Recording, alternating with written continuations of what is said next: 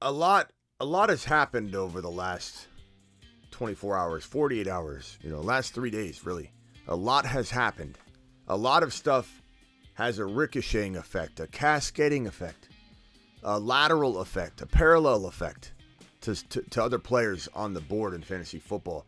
The DeAndre Hopkins move had an effect on Derrick Henry, which had an effect on other players. And there are real winners that came out of this last 48 hours, last 60 hours of fantasy football, news that's been breaking and dropping. A lot of impact to a lot of players that we need to discuss them all. And Pollard is one of them. Pollard just became an absolute steal, I think, walking into the remainder of fantasy football drafting. Tony Pollard is a moon man for a reason.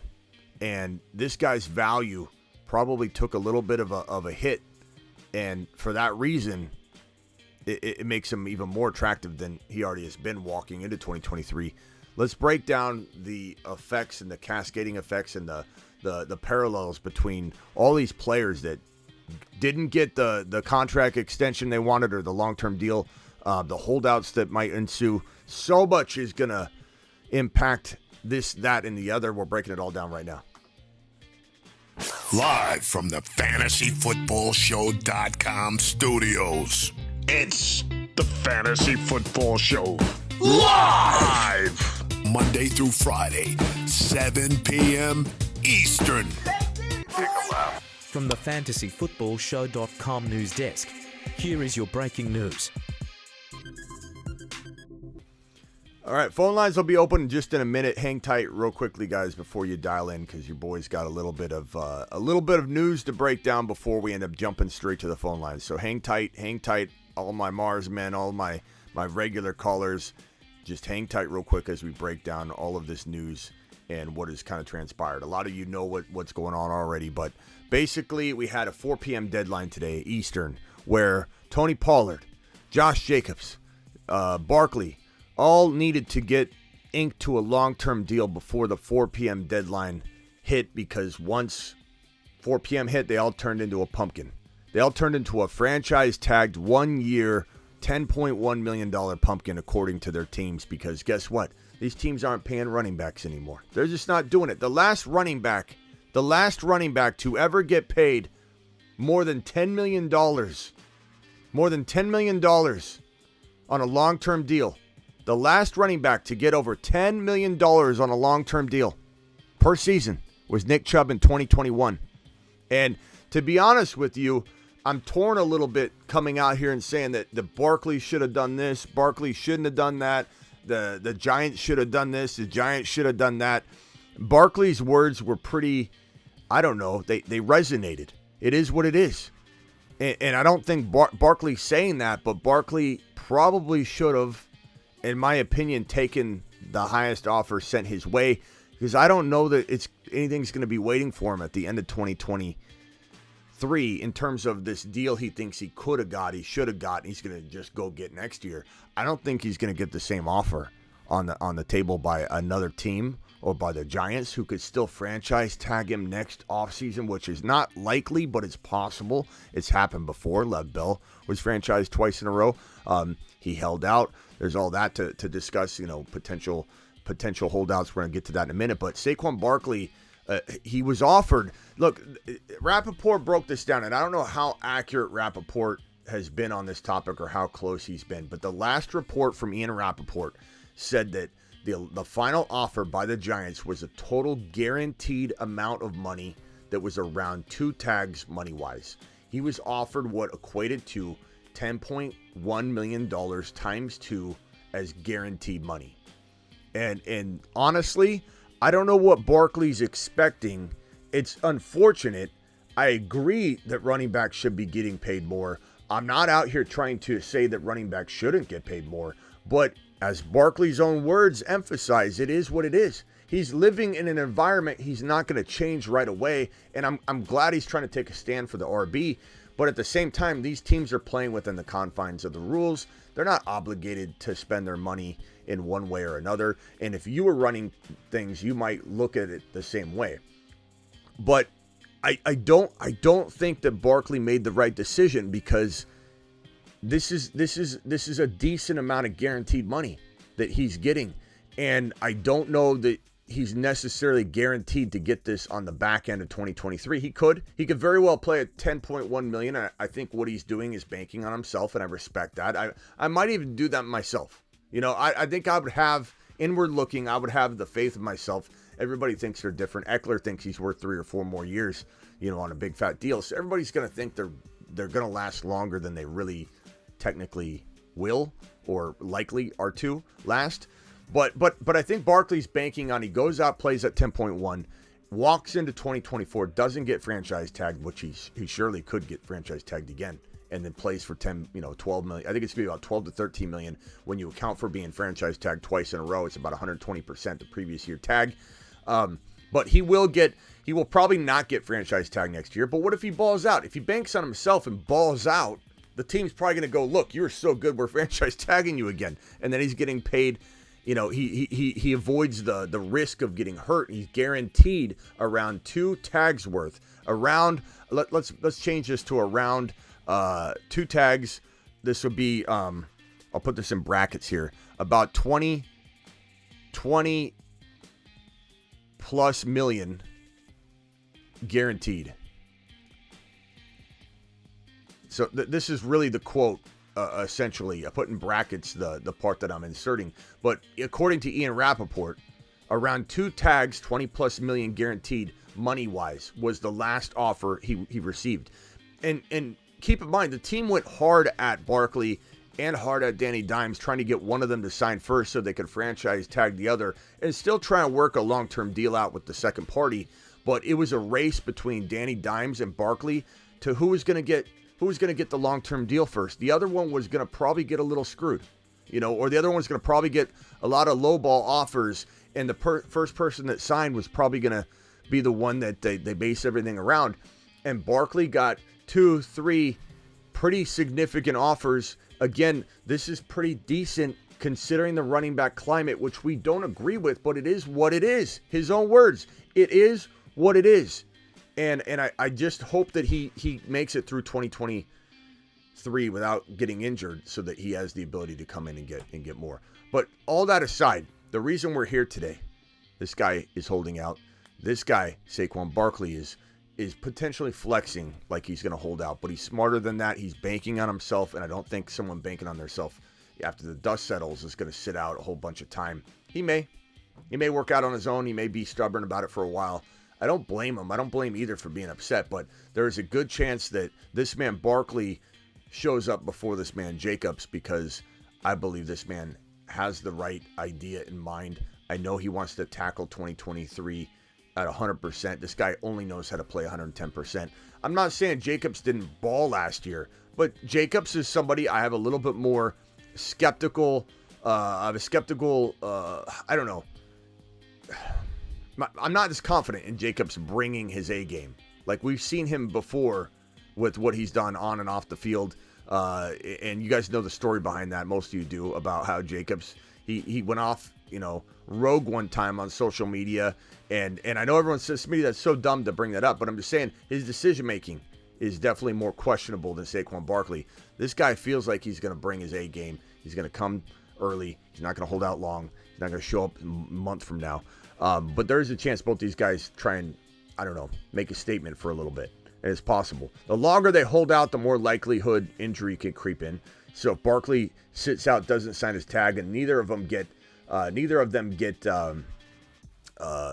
fined or suffer any sort of, penalties or negative, situations until they sign their tag, which is good.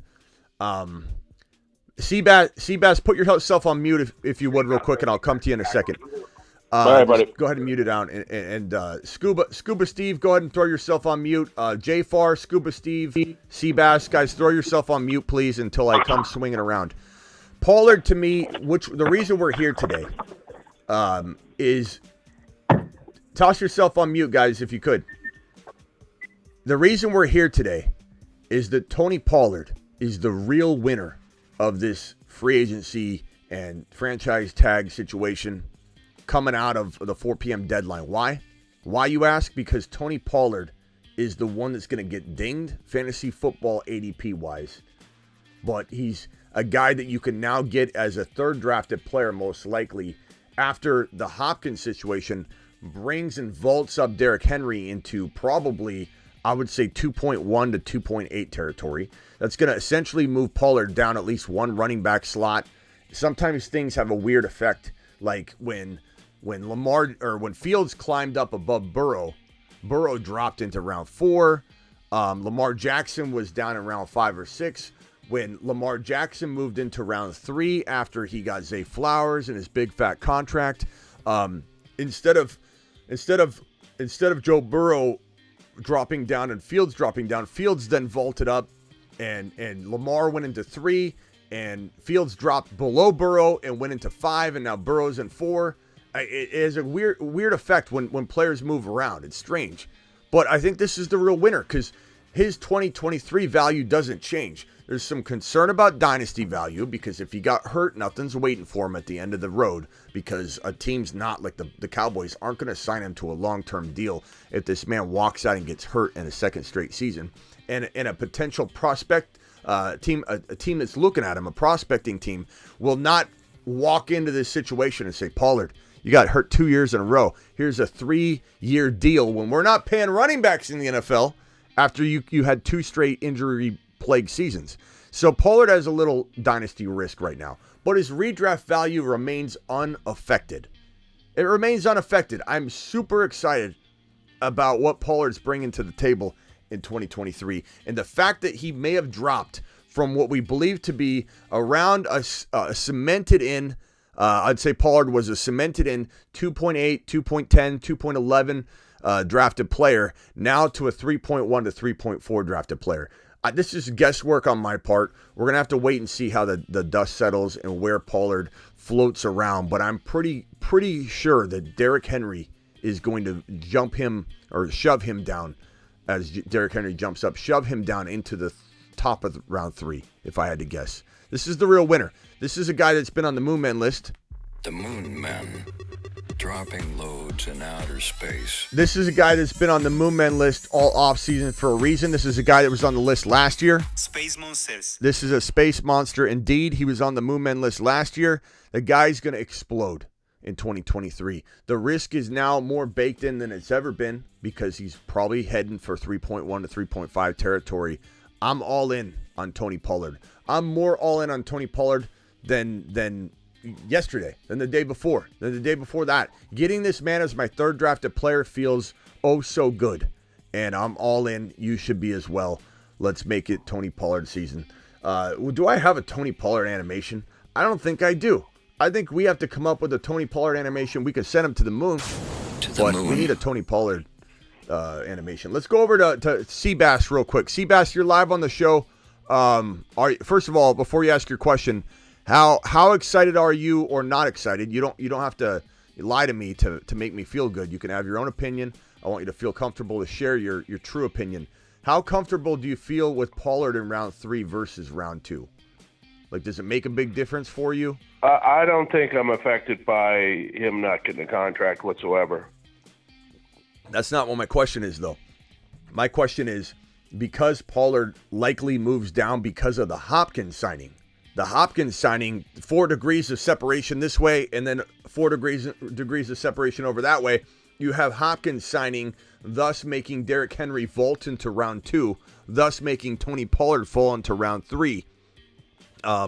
It's like a chessboard that just can only have so many, pieces in certain areas. They just get bumped around all over the place. My question is, how much do you like Tony Pollard in round 3 if Henry bumps him down versus having to take? I love it. All right. Because I love him as a late first, to be honest with you. And if I got him anywhere in the second, I'd be happy. And if he's in the third, I'm laughing.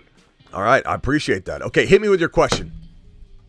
All right, my question is, just all things being equal, in a silo, if you had 2 players as a fantasy GM and you're looking long-term, say not long-term, 2-3 years, who are you going to put on your team and stick with the staple, Pollard or Chris Olave?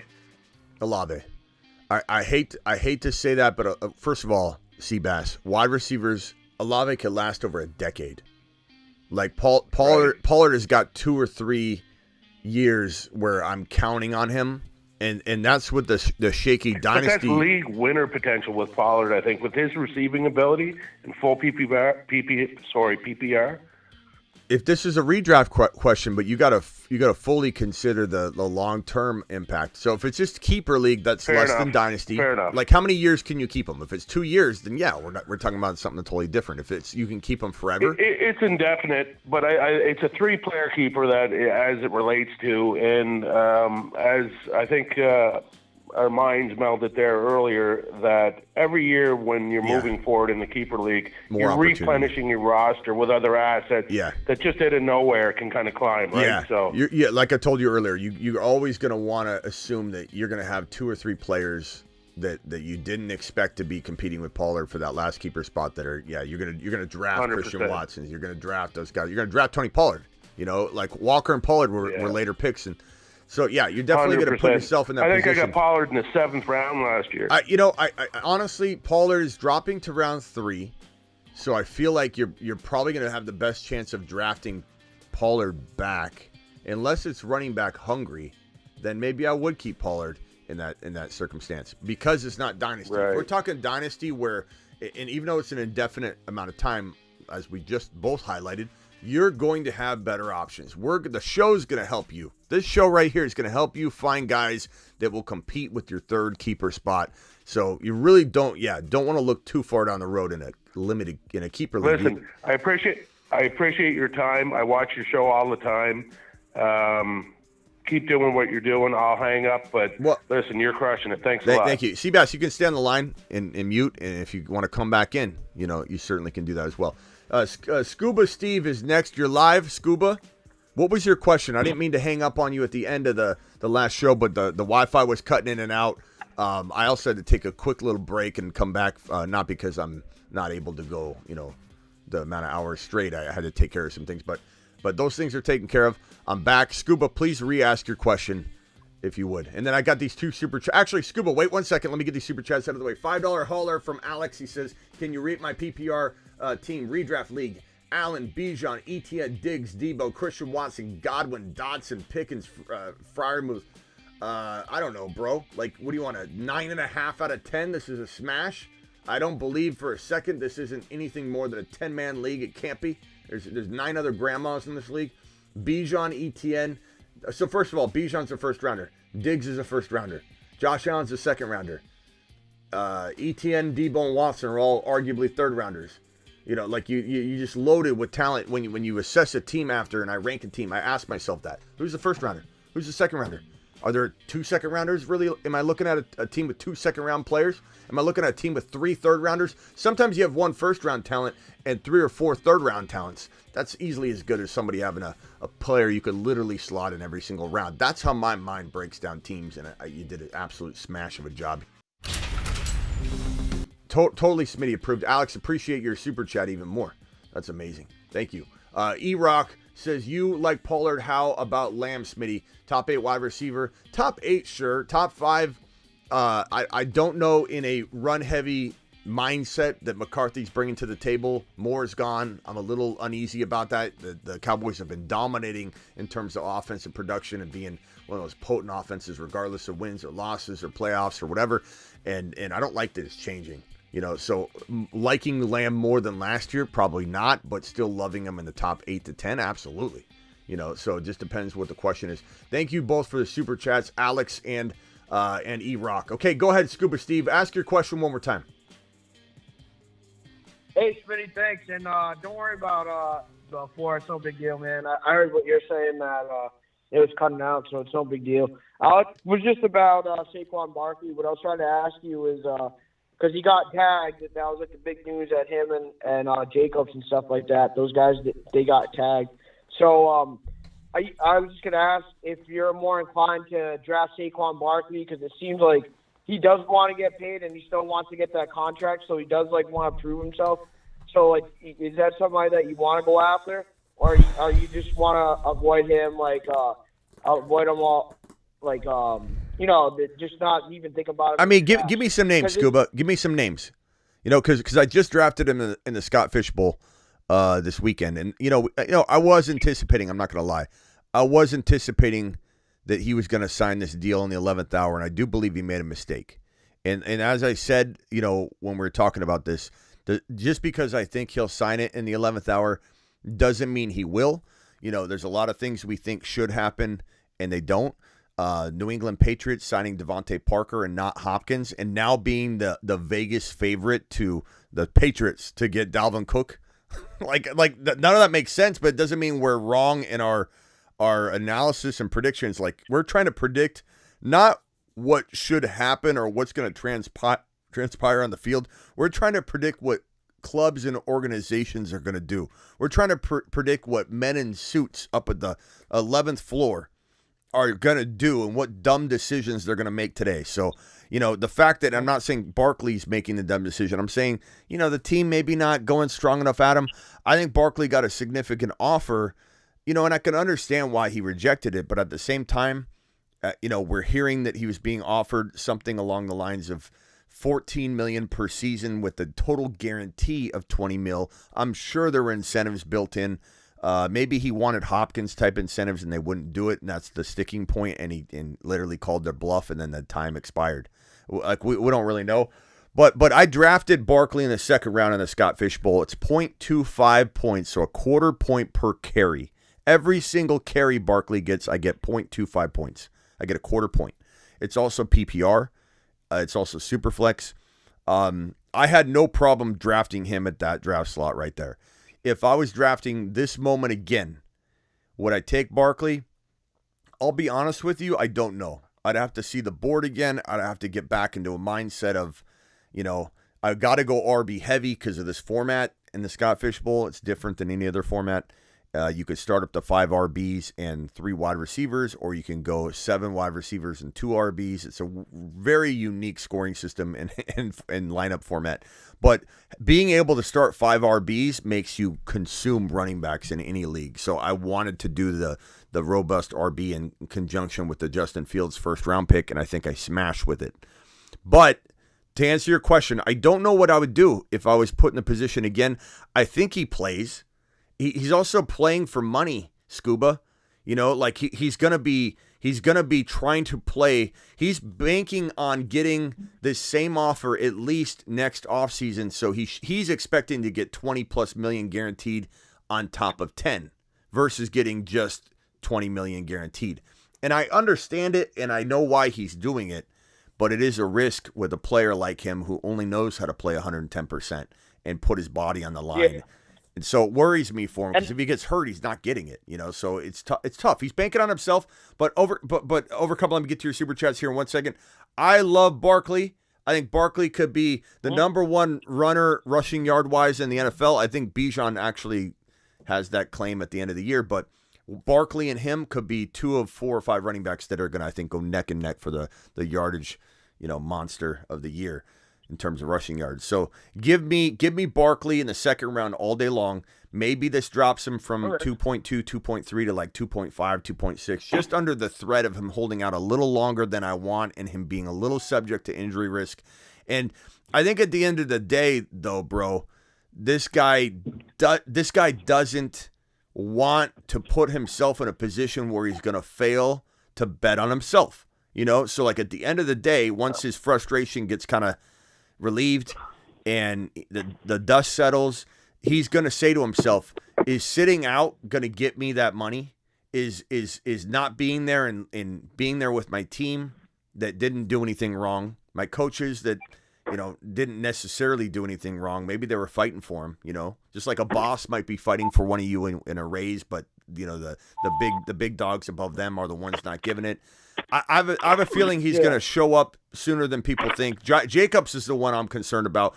Real quick, Scuba, 1 second. Not present, but will listen later. Overcome, appreciate you. Thoughts on stacking MT if he's available with Olave? I don't hate the stack of the two, but it comes down to who else is available when Olave is on the board, because I just rather draft that player and then have Olave. But stacking, it's not bad, but I just don't believe in MT. Having a successful season, but depends on the cost, and depends on who you can couple with Olave and not worry so much about stacking. Like, meaning that Olave and MT still could produce well together. Let's say if MT stayed healthy, but you are stacking it in the sense that you're protecting one. Well, what if Olave goes nuts all year and you're still able to draft a guy like Dalton Kincaid instead of Mike Thomas, and then you have both those guys going crazy instead of worrying about a stacking situation. Thoughts on Watson in the ninth round in a 10-man league if Fields, Burrow, and Herbert are all sniped? I like T-Law over Watson in a 10-man league. I don't mind that in the 9th or 10th round. I don't hate that. You could also couple them with Anthony Richardson and Aaron Rodgers and kind of hedge your bets a little bit there. I definitely would want 2 players around Watson's level in a 10-man if I'm going Watson. But I like T-Law. I like Fields. I like Burrow. I don't think you miss on one of those guys. If you don't like T-Law, I understand, but that is my favorite player to go get if Burrow and Fields are both gone in terms of the quarterback. Okay, Scuba, what else you got?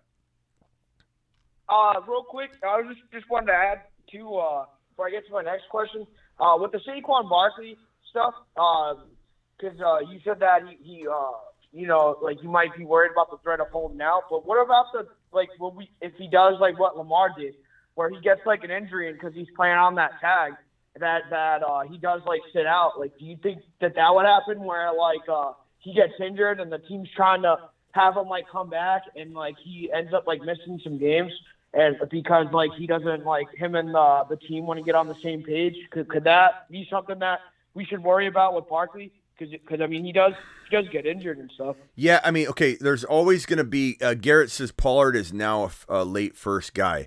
I don't know what you mean by this, Garrett. I think what I'm trying to tell everybody is that his value's dropping. So I don't know what you're thinking happens here. He's not going up because of today's news. He's not going up because of yesterday's news. He's dropping in ADP. He's a second-round player that's now potentially going to fall to the top of round 3. So I don't know what you mean here, but I would say this is what we're expecting, right? This is what we're expecting. But what my message today is, Garrett, take him at the top of 3 now. I think it's going to happen because Henry is moved above him. Henry was a 3rd-round staple. Pollard was in round 2. Hopkins is moving people all over the board as well. And although that's below, there's crazy things that happen when players start moving around. And all I'm saying is there's only so many running backs that are going to fit into the top 24 overall. And having Henry climb in is certainly going to move someone down, if not everybody down 1 to 2 spots. And when you move a running back down, when you move Pollard from running back X down to, running back Z or whatever, or Y, let's call it Y to Z, 1 draft slot. You move Pollard down from Y to Z. It's not necessarily that 1 running back slot going to be 1 ADP spot. It might be 2 or 3 ADP slots because of the quarterbacks, the wide receivers, the tight ends that you're also mixing in there. Sometimes you have a tier break that he gets moved out of. And so that's kind of what's going to happen. So I just want to clarify on that. You're not taking Pollard in round 1 now. Nothing improved for Pollard. This is all bad for Pollard on its face for people, to say, oh, he didn't get his deal. The team doesn't believe in him, whatever. Like, that's not going to improve anything. I'm sorry. Scuba, what was the last? Oh, as far as Barkley. Yeah, I mean, Barkley and Jacob, if they sit out, all the running backs value increase. You what? If Barkley sits out? Oh, I don't think. Yeah. If Barkley and Jacobs both sit, then all the running backs value shoot up. Yeah, they're not sitting. They're not sitting though. But so temporarily, could I see the values of Jacobs is not above Pollard anyway though. So that part might affect some players downstream a little bit. And that's a good point is to how reactive will people be anticipating Pollard. But if people are going to drop Barkley below Pollard, that's madness. Like, that's not, I don't think that's going to happen. But I also think Barkley is not going to hold out. It's going to be a very short amount of time, probably, before we start hearing what's going to happen. There's no benefit for him to sit out right now. There's no benefit. Have crazier things happen. If he signs now, at this point, he only makes $10 million. He can only make. If he signs today, he only makes 10. There's no ability for him to make more than $10.1 million any longer for the rest of the season. This is the deadline for franchise tag players. So he has zero. A legitimate chance he could sit out. He has zero incentive to do anything but report, have a great year, ball out, show he's a team player, make himself look in good light. Just think about this whenever you're really frustrated with something and you get to a point where, like, okay, he's got to cool off. He's pretty upset. His tweet is what it is what he tweeted. But this is like going against everything he's saying. It is what it is. You got to show up. At this point, it is what it is, and that he's got to come to terms with it. He will once the dust settles. He's a smart guy. I'm not trying to say Jacobs isn't, but Jacobs has done some very questionable things that I think, in off the field and everything. I would say there's no, in my mind, there's no way I could ever consider dropping Barkley below Pollard. Number one, neither one of them got their long-term deal. That's going to affect a lot of people's, mentally saying, well, the teams don't believe in them. They're not secure, really. Like, what's going on there? But the holdout threat is definitely going to maybe jostle some things around, sure. But my whole thing is Derrick Henry and what Derrick Henry does, because he is going to surpass Pollard, is going to shove Pollard down into the third round. But maybe we'll see what happens with Jacobs as well. Maybe Jacobs falls a ton and moves other players around. There's so many pieces of the board that are going to get affected by all this. I mean, but where do people fade Barkley? Way too much. Scuba, to answer your question though, I don't think Barkley. I don't think Barkley can afford to sit out due to an injury, Scuba. Meaning, like, do I think he's going to pull a Cooper Kupp or Lamar Jackson from last year? If that's what you're meaning, I don't know. I don't know that it's in his best. It's not in his best interest, Scuba, to do something like that, because in the example of Lamar didn't have any loss of value by sitting out the remainder of the season. Cooper Kupp as a wide receiver, being a league leader in points per game, essentially, before going down, and in a lot of people's eyes still having time left. And not to mention he wasn't in a contract situation.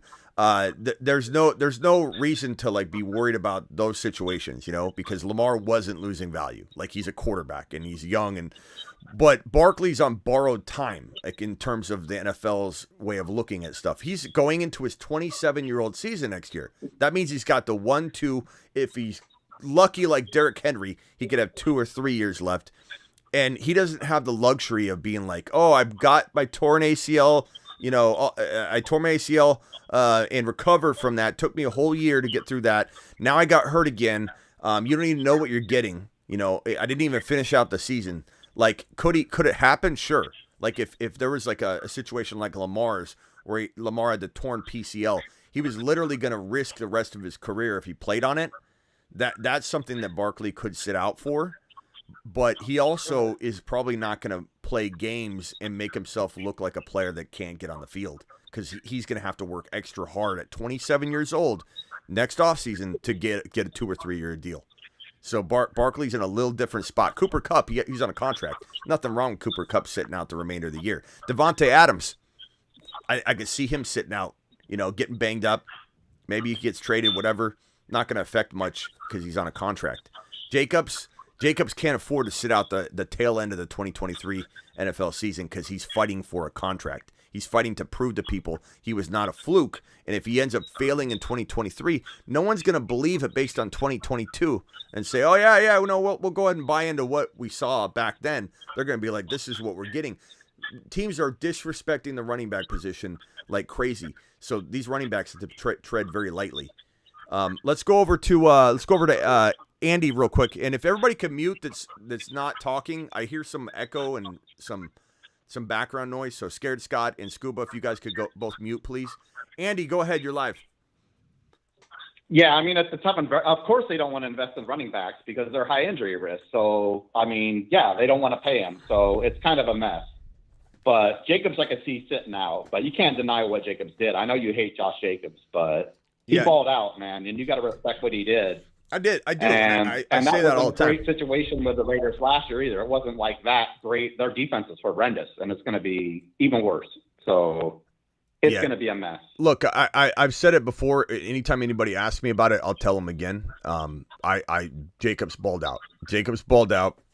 And I don't know if you've heard me say that he deserved, even as much as I'm critical of the man, he deserved to go get a chance to get that contract, because this is the last opportunity he was going to get and will get to go get that bag, to get that massive bag. and the team slapped the franchise tag on him and totally handcuffed him to the situation. But he was very open about being willing to sign the tag. He said, I will sign the tag if we reload and go for a championship. What'd they do? Trade away Darren Waller. What'd they do? Got rid of Derek Carr. What'd they do? Bring in Jimmy Garoppolo. And yeah, maybe they made some improvements on the defensive side of the football, but I don't know that that's going to shine through at all. This is going to be a team that doesn't sniff the end zone even remotely as much. There's no way they can. There's no way you can sniff the end zone taking away a down the field stretching quarterback and putting in a guy that's a game manager that we've never seen manage a game outside of Kyle Shanahan's ability to mask all of his deficiencies. And this guy can't stay healthy, number one. And that might be the one thing that saves the Devontae Adams shares out there, because if Jimmy gets removed from the lineup for whatever reason, then at least you got a situation where Adams can get revived. Joseph says, I'd rather have Miles Sanders over Pollard, Jacobs, and even Barkley. There are a lot of people that like Miles Sanders that much. You're not alone, Joseph. And this is my boy Reebok. He's new to the channel. And Reebok, don't take offense to anything I say that's against the Raiders. I know you're a local there in Las Vegas. I met this man. He's a gem, an absolute gem. Send him to the moon. To the moon. Don't take offense to my lack of Raider love. But Miles Sanders, it's a little high for me. I'll take Pollard all day long over Miles Sanders. I know you're saying that the ADPs are far apart, so I know you'd try and benefit in terms of you wouldn't draft Sanders over Pollard. If you do, you need to make sure you let him fall, because Sanders is not going anywhere near Tony Pollard, so you want to draft him later. But I get what you're saying if that's what you think. Jalen Hurts stole goal line touches, TD upside. Look, a lot of people agree with you. He's a very good player. Just draft him at his ADP and take advantage of it. Space Ricky says, I'm off Barkley now until he shows up. I don't blame anybody for feeling that way. I'm not super scared or threatened by the holdout, talks. It's just not an environment anymore, the NFL, for running backs to hold out. What's the percent chance that you think either one would hold out? Like if you were going to put a percent on Jacobs or Barkley to hold out? Jacobs 1%, whatever you think. Jacobs is a guy who told everybody he wasn't playing. I'm not playing this week in fantasy football. And then everybody benched him, and then he went out and played and just screwed around with everybody. This is a guy who wanted to fight his fan base. He put on his Instagram the address to go fight him in the parking lot. Like, this is a guy that I don't know what he's going to do. He's a loose cannon, in terms of decision making. So regardless of how he played, I'm not saying he didn't play ball last year. I'm just saying this is a guy I don't know that I can predict what he's going to do. Could we predict that Lev Bell was going to hold out? It didn't feel like it was going to really happen, and it did. So who the hell knows? Did we think Ridley was going to step away from the game? Hell no. We had no idea that was coming. So just to preface, we truly have no idea what some of these players are going through, what they're thinking, and what they want to do. How much of a principle they want to stand on. All these guys got a little crazy in them. I mean, we're in the middle of a Hollywood, strike right now too. We got that strike in the air. These guys might be looking at that, going, you know what? Let's all take a stand. Running backs hold out. Running backs unite. I have no idea what's going to happen at the end of the day. I can only speculate and say that the NFL is not built for players to hold out anymore. It was all bargained in to where these fines are not, you can't rescind them. You can't take away the fines that are accrued. So if Jacobs holds out and starts racking up fines, at some point he can't just come in and sign his tag, and he's going to lose money, or he's not getting game checks. It's all going to be taken off that $10.1 million. So at the end of the day, Jacobs has to show up to accrue the year. At the end of the day, both these guys could get franchise tagged again the next season. At the end of the day, though, if they both held out and went the distance, the team is very unlikely to franchise tag them again and go through the whole mess again. But Barkley, they have to pay him like 20% more or something like that. I would say, exact amount, 120% is what the second franchise tag 2 years in a row would be, I believe. So you're paying a significant more to franchise tag a player 2 years in a row. But Lev Bell was franchise tag 2 years in a row, than the holdout and all that. But I would say Barkley, 5% chance Barkley holds out week 1. I think it's way less than that he holds out like into week 2 or 3 or 4. I think it's near 1% or 0 that he misses the entire season. But like with Ridley, who knows? What if he says I'm done and he retires and makes more money, streaming video game play. Like, I mean, who the hell knows what really could happen and what someone's going through? But this is a guy that I think is one of the hardest working running backs in the NFL. I have no sense at all that he wants to walk away from the game. I think he's very discouraged right now, very upset, very mad. Henry's mad. Henry dropped this today, which was, like I said, the strike vibe is in the air with Hollywood and everything going on right now. These guys are wanting to stand together. It's kind of nice to see the running backs bonding together though, and saying, "Hey, this is enough. How can we how can we change this?" Derrick Henry said, "At this point, just take the running back position out of the game. Then the ones who want to be great and work as hard as they can to give to their organization just seems like it don't even matter." I'm with every running back that's fighting. Hold on one second, bro. Let me read this. I'm with every running back that's fighting to get what they deserve. So this is Derrick Henry, King Henry, speaking out on the running back position, and you got to respect it. At the same time, I can argue both sides and just say, like, look, they're playing within the confines of the game. The contracts are not illegal. They're literally saying, hey, as crappy as it is, running backs are getting hurt and dropping like flies, and we don't want to tie our entire team to a position that we feel. And I don't necessarily agree. I'm saying I think the running back position is way more important than teams, allude to. I think that when you get a Bijan Robinson, you get a Saquon Barkley, you get a Tony Pollard, they're worth every bit of what some of these wide receivers are getting. And I'd be okay with it. I'd be more okay with it if there wasn't discrepancy or some kind of stupid, faulty logic tied to it. Like, I understand Barkley, running backs, they're getting paid $10.1 million. Boo-hoo. But at the same time, if we look at it objectively, how the hell is Devontae Parker, and I know not all of his deals guaranteed, get a 3-year deal and a decent amount of money at his level? Like, that doesn't make any sense, and it avoids the Patriots from really going strong after DeAndre Hopkins. And some will say, "Oh, Smitty, that freed up money. You don't know what you're talking about." Then why didn't it happen? They moved on and filled their wide receiver need, and they waited a long period of time. If you deduce it all, you can see what happened and why it happened and why it played out. Hopkins visited, they waited, nothing happened. Okay, let's move on, sign Parker. Okay? I don't know why wide receivers like Parker get even what he got. They could have paid almost the same amount for DeAndre Hopkins. I don't get some of these decisions. It's stupid. It's stupid. Hopkins they could have paid another $3 million or something for Hopkins.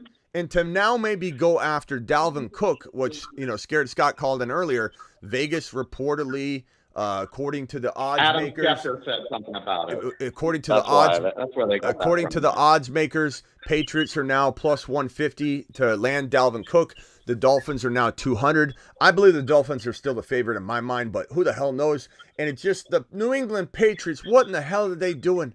The Patriots 150 plus now odds to land Dalvin Cook. Why in the hell would you not bring in Hopkins and let Stevenson do his thing and figure this thing out a different way? Bill loves drafting rookies. He's always got a stable of running backs he rotates through. If anybody gets hurt, he'll be fine at the RB position. Why in the hell would you go after Dalvin Cook instead of DeAndre Hopkins when Mac Jones has so much to prove? And he's hold on a second, bro. Do you interrupt your wife like this, Andy? What is going on here? All right, hold on. Andy, hang tight. All right. You're okay. You're okay, Andy. I'm not mad at you. This is just who you are. Andy, don't change for anybody. Okay?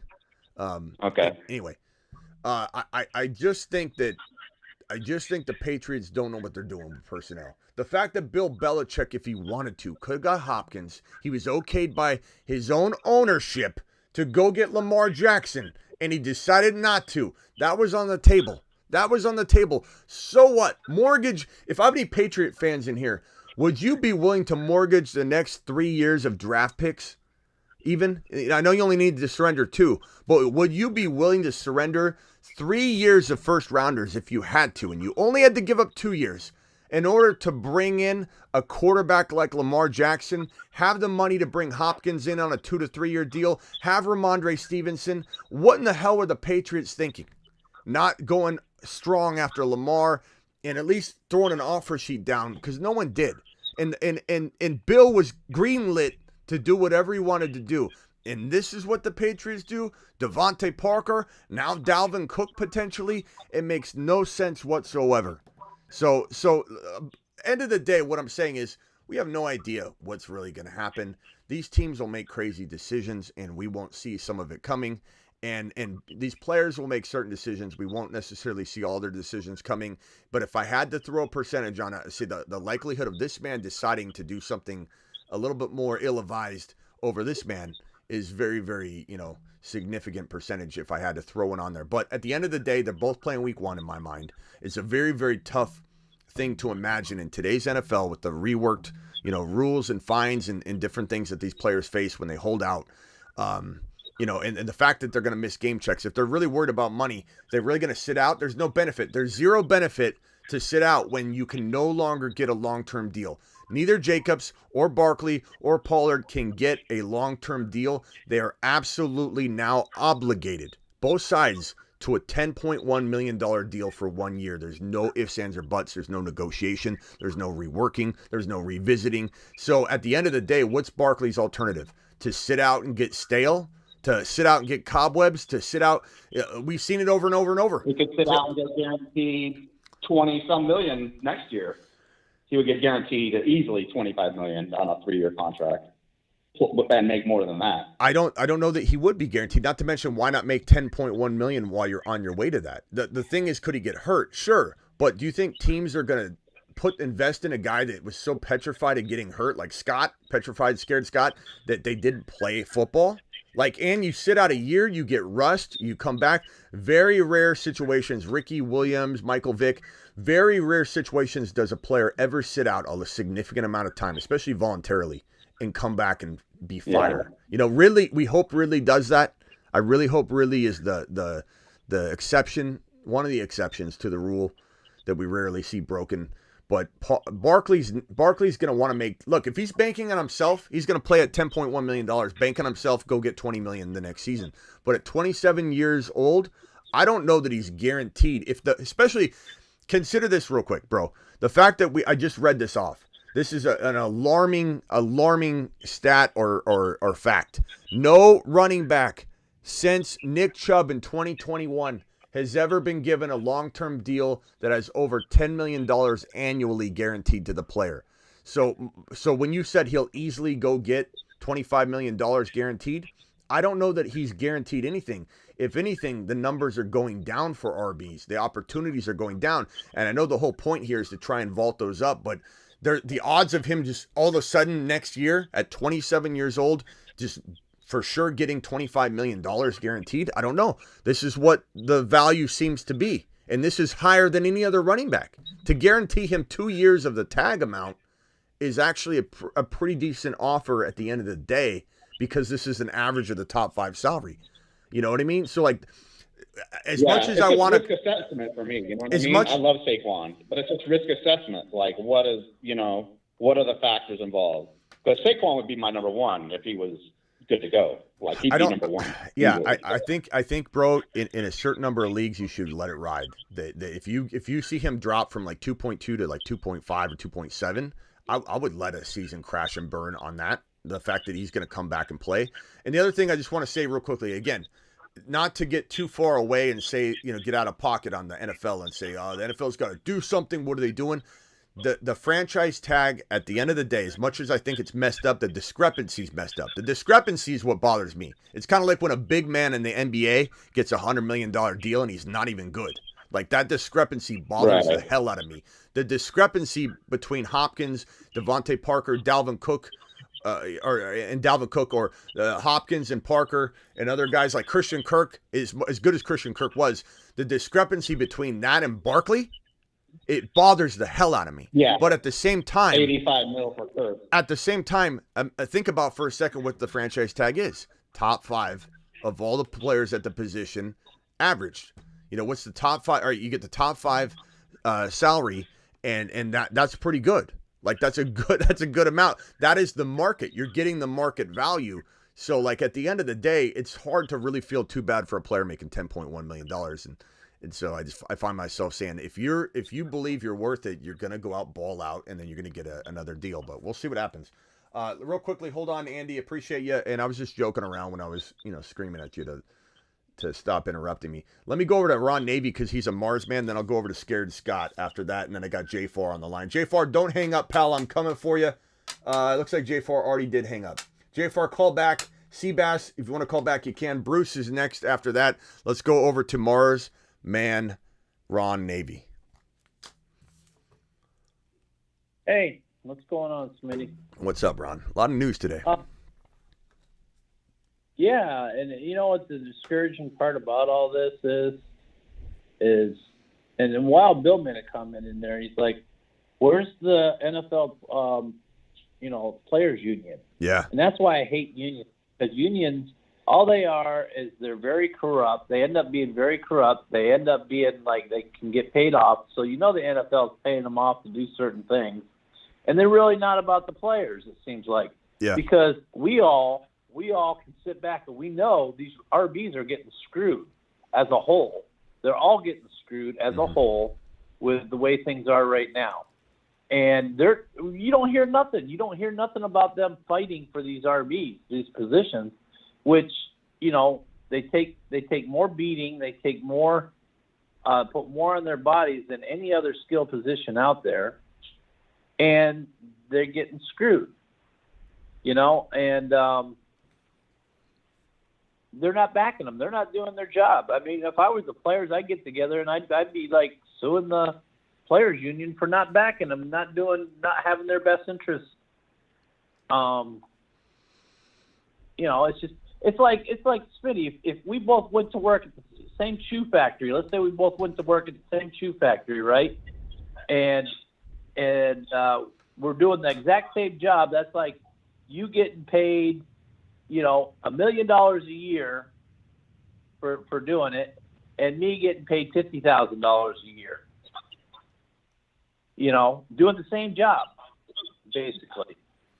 Yeah. Or even the more physical job for the running back. Yeah, I think you could make a claim that the running back position's way more abusive and important, but it does come down to, like you said, the players union is nowhere to be found right now, and so they should be called out as much as the NFL. But I also think though I go back and forth on this topic because Ron, I truly agree with you in terms of the discrepancy, which is what gets me to jump into the conversation and be passionate about it. But at the end of the day, I'm still thinking to myself, I go back and forth, like, what's supposed to be done? Are the running back, if the running back position, is it like Henry said, does the running back position need to, like, technically speaking, go away? And is there a pay scale that needs to be happen for wide receivers and running backs collectively or something like that? I don't know what the solution would be, but I do know that a lot of these things govern themselves. And at a certain point, the only thing that you could do is say, if you franchise tag an RB, and this might not solve the problem because then RBs are still not getting 3 and 4 year deals anymore, and it doesn't really matter. But I think the problem here is Jacobs is very valuable, and all it's going to take is one player to bite, one team to bite. And I think a team would have bid on Jacobs.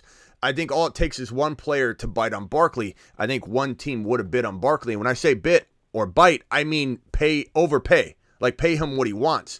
The problem is the franchise tag. So I think the only solution would be maybe if you franchise tag a running back, there's just a higher average, like the top 2 or top 3 at the position, or something that makes it a lot more unattractive of a thing to do, because the problem is top 5 salary now is getting so low. It's not even a big number respectively comparatively to the other positions. Like you would think, they're getting top 5 salary. Well, now top 5 salary is like, lower level material comparative to the wide receivers and other positions. So I go back and forth. It's not fair. Yeah, I go back and forth. The other thing is, what if the like the players union or whatever said, okay, well, you got the franchise tag, but we want to work it to where you can't use the franchise tag on RBs anymore, or that the mount's higher. Yeah, franchise tag quarterback, receivers, but running backs you're no longer allowed the franchise tag. That'll push their value up more and give them more bargaining power to get comparable wages for the work they do, because right now they're basically. I mean, yeah, that's a lot of money for all of us, but I mean, considering they're basically getting like treated almost the same as like linemen per se. I guess I would say this though.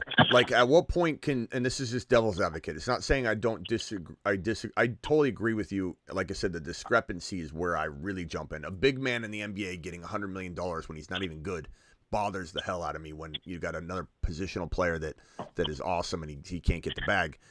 But the part I would say is that why doesn't this happen with wide receivers? Because teams are all going to fight for the wide receiver. They're all going to go after. They want a playmaker. They want a pass catcher. So I guess like what I'm trying to say is like partially this is governing itself. The market value isn't there for running backs. And I'm not saying it's right or wrong, but teams seem to want to have that plug and play mentality with RBs. No, there will always be 4, 5, 6, 7 running backs that every team wants and they'll overpay for. But when like a player like Barkley falls into that category but has the injury risk, he's also turning 27 next offseason, and he's franchise tagged, then that all puts it to where like that player is not going to be able to be fought for. So I think removing the tag from RBs is potentially step number one, or making that average salary so much higher. Like you franchise tag an RB, you got to pay him the top salary. Like whoever's the top paid running back, that average, whatever that is. So let's say the top paid running back is Christian McCaffrey. If you franchise tag someone, you have to pay him for 1 year McCaffrey's exact salary. Like something like that would help take away the ability to pigeonhole or put a running back in a handcuff to a situation. And then at that point, I don't think you can mess with it too much because it's going to govern itself. Like if a team doesn't want to pay for an RB, they won't pay for an RB, and they shouldn't be forced to pay for an RB. And I think that if it was really more than that, and it wasn't just the mentality of the league and not so much, anything else, I mean, it would be happening at other positions. And then what do we say? That linemen should be protected more. Why? Linemen are very arguably underpaid. And so, like, I don't know. It's a touchy subject for me. I think something needs to be done. What about something like this, right? Because, as a rookie, what are they're signed up for, unless they're drafted in the first round, which like Bijan and Gibbs were, then the team has 5th-year option on them, right? So it's basically a 4-year contract, rookie contract, right? Andy, mute yourself, please. You got a lot of background. When they come in, basically a 4-year rookie contract. And what if they were to reduce that? Saying, okay, because we already know they fall off quicker than any other position, right? So let's say, okay, you want to draft a running back, you sign him for 2-year rookie contract. That's it. And then after that 2 years, you're going to know what you have and what you don't have as far as in that running back, because running backs usually, you know what you got, right? More so than like. Yeah, Andy, mute yourself. Guys, mute yourself if you're not talking, please. I've been muted. Okay, thank you. Thank you. Sorry, Andy. Sorry, I'm blaming Andy for everything. Andy, take a lap. Just kidding. Just kidding, Andy. So you make it to where running backs, the teams can only draft them and sign them for a 2-year rookie contract, and that way it helps the running backs out because on a 4-year contract, if they're 21 coming into the league, 4-year contract, they're already like their career's halfway done. Pretty much done. They got 2 to 3 years left. Yeah, part of me wonders though, Ron, if they still get the contracts they want. Like at the end of the day, I think that the best thing, and that could work. I could see that happening. I think the best thing, the most fair thing to do would just be to alter, not give them anything like totally extra, but just alter essentially the franchise tag to the point where you at least, I don't think a team should be forced to do other things with the RB other than you shouldn't be allowed to franchise tag a running back during his 1 year where he has an opportunity where he's really earned it. And like a team's going to pay for Jacobs, a team's going to pay for Barkley. And these players have one shot to do it. They've got, because they're a shorter shelf life. So I feel like if you're obligated to pay the number one salary for 1 year in the league, at the RB position, it would definitely alleviate this problem. And then from there, and I agree with a lot of what you're saying, but from there, I think it would self-police itself It would be self-police because, then you're not gonna if a guy's not worth paying Christian McCaffrey money, you're not gonna pay the guy, and then he's gonna be able to go and get his big deal, and then he'll get the big deal, which will increase the average salary, and then it'll start to climb back up. I think the problem is now is there's no ability for you. All you have to do is franchise tag any top 5 running back, and because the amount's so low, the average of the top 5 running backs is even lower, and it's like it's never going to self-correct. So I think it does have to do with the tag, eliminating the tag for RBs or making the average salary higher for RBs is not such an unfair thing to do. You could even do it, as something similar with other positions, but I think that would eliminate anybody wanting to franchise tag Jacobs. Jacobs would not be franchise tagged, I think, if they had to pay him the top salary for 1 year. Whoever's making the top salary, I don't know if that's who's making the most money. Is it McCaffrey? Who's got the biggest? I'm not sure. It could be. Real quickly, let me get these super chats out of the way real quickly. Bella, check yourself, Smitty. Double down. Hope we lose every game. I double down. Hope we lose every game. What are we talking about? New England? Oh, we're talking about New England. Okay, poor Bella, check yourself. New England diehard, and he wanted Lamar Jackson so bad, and that's what I wanted for him. Devontae Smith, thank you, Bella, check yourself for the super chat. Jake the Snake says Devontae Smith over AJ Brown 2023, more receptions than last year. I don't hate this take at all. I think you can't draft them. You can't flip them and draft AJ Brown below Devontae Smith, but I truly think that A.J. Brown, as much as I love him, he's such an efficient monster. Like, the moment he doesn't have that efficiency, like in a season, I don't know that the numbers will be there. I mean, this is the craziest efficiency I've ever seen for a wide receiver that I can remember for a long time. The guy had, how many receptions was it? It was like 80, what was it? Like 86, 88. A.J. Brown 2022 stats. Yeah, 88. Yeah, I mean, this is the craziest efficiency I've ever seen in my entire life. Look at this. Look at these numbers. A receiver that gets 88 receptions is like a 1,100, 1,200 yard receiver, give or take, right? This guy got 88 receptions. He had 1,496 and 11 TDs. So, and I'm not saying he can't continue to do that. He's always done that. So, I'm not trying to say he's going to be inefficient or something. I'm just merely saying the moment he gets banged up, he's had a lot of knee issues, knee injuries like his, the meniscus cutting and cleaning up, never gets better. It always only gets worse. And so I kind of feel like this is a prediction that I can get behind. It's just make sure you're drafting Devontae Smith later. Spencer says, get that Scott Fishbowl pick in. Okay, I'll do it right now while I'm live streaming. I can multitask with the best of them, Spencer. Appreciate you. Spencer's our boy that, look, Spencer's, what? That's what I called in for, because I was looking at who you had left and who you should pick, and I was going to give you a suggestion this is the time to take Hurst. You need a second tight end. It's tight end premium, and he may be the best receiver at Carolina. Take who? Who? Hayden Hurst. Hayden Hurst? No. No. Scott, take a lap. Look at who's on the board. There's nobody on the board. It's a tight end premium. He's the best tight end available. He may be the best. Hurst is a nobody. No. He goes with the nobody. Is Jelani Woods gone? Look at what you have left. I'm gonna wait on that because it does feel like there are some tight ends that I actually think are down low that I can potentially wait on. I'm looking at, but it probably would be Jelani Woods if I pick anybody right now at the tight end position. Exactly. But I'm looking at the RBs. I'm not liking anything here at all. I can scroll down like 2-3 times, like 15 players on a scroll, and not see a player I want in the running back column at all. Quarterback, there's nobody. Wide receiver, there are a couple players I like, but I'm pretty decent at wide receiver. But there are a couple players that I really, really like. I'm gonna go. Don't say any names, guys, because there's a lot of people watching. So let's hold off on that. But I am probably gonna go tight end. And yeah, it's either gonna be. I like Luke Musgrave a lot, but I think because he's a rookie, we don't really know how much work he's going to get. They like a lot. I'm going to go Jelani Woods. Hayden Hurst is not a bad option, Scott, but he's not. I think Hayden Hurst over Jelani. I like Jelani Woods better.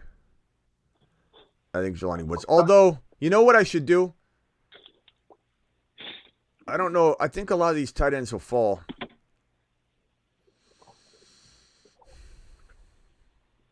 You know what I'm going to do? I'm not going to mess around, guys. You guys know who I'm going after. He's always late, but yeah. D. His last name starts with a D. Yeah, I'm not going to mess around. Tank Dell. I took him. I'm not messing around because who knows how cute somebody's going to get and how many times I mentioned him before the next time I pick. So Tank Dell. There you go, Spencer. Tank Dell to the moon. Wide receiver 3 or 4 in the making, 2023. Let's go. Okay, Tank Dell. I put it in, Spencer. Thank you. You know I'm not going to snipe you. Yeah, Spencer. Guys, Spencer's right. You know I'm not going to snipe you. Spencer and I have a little bit of difference of opinions and value, but I love Spencer. Spencer's the guy that drafted JT as the number 1 running back at number 11 overall. This guy's got such thick skin. He hangs out in here. He's such a good dude. Best stash as well. Best mustache I saw it all weekend, and that was full a stadium swim, packed environment with thousands of people. This guy's the best stash out there. But I disagree with him in his top 2 picks. We laughed a little bit, we roasted him a little bit, and the guy doesn't. He's got such thick skin. I love it. But Spencer took JT as the number 1 running back at number 11 overall, right? Right, Spencer. And then at the 14 pick, the second pick, top of round 2, Superflex took Tua Tagovailoa, and then he took Danny Dimes as his 3rd pick. He went JT, Tua, Danny Dimes, and then I kind of ripped on him a little bit, and then I kind of got karma to bite me right in the rear end because the man stole London away from me right when I almost got London and Watson together, and near, not back to backs, but my picks were really close on that turn, and I almost got London, and he went ahead and sniped me, and karma paid me back double time. So Spencer, good job on that snipage. But thank you very much. What's Killer saying? Killer says, that's how I lost Zeke. Thanks, April. Kidding. Thanks for... Oh, I think you're joking with someone in the chat. Oh, we got some people in my league in here, in the Scott Fishbowl League. Appreciate you guys viewing. I got a few of you in here. That's awesome. I thought that was over this weekend. I thought that you guys are still going on? So we live streamed rounds 1 through 10. And then once round 10 ended, we went to an online slow draft. And so we've been trickling out. Oh, since. okay. Yeah.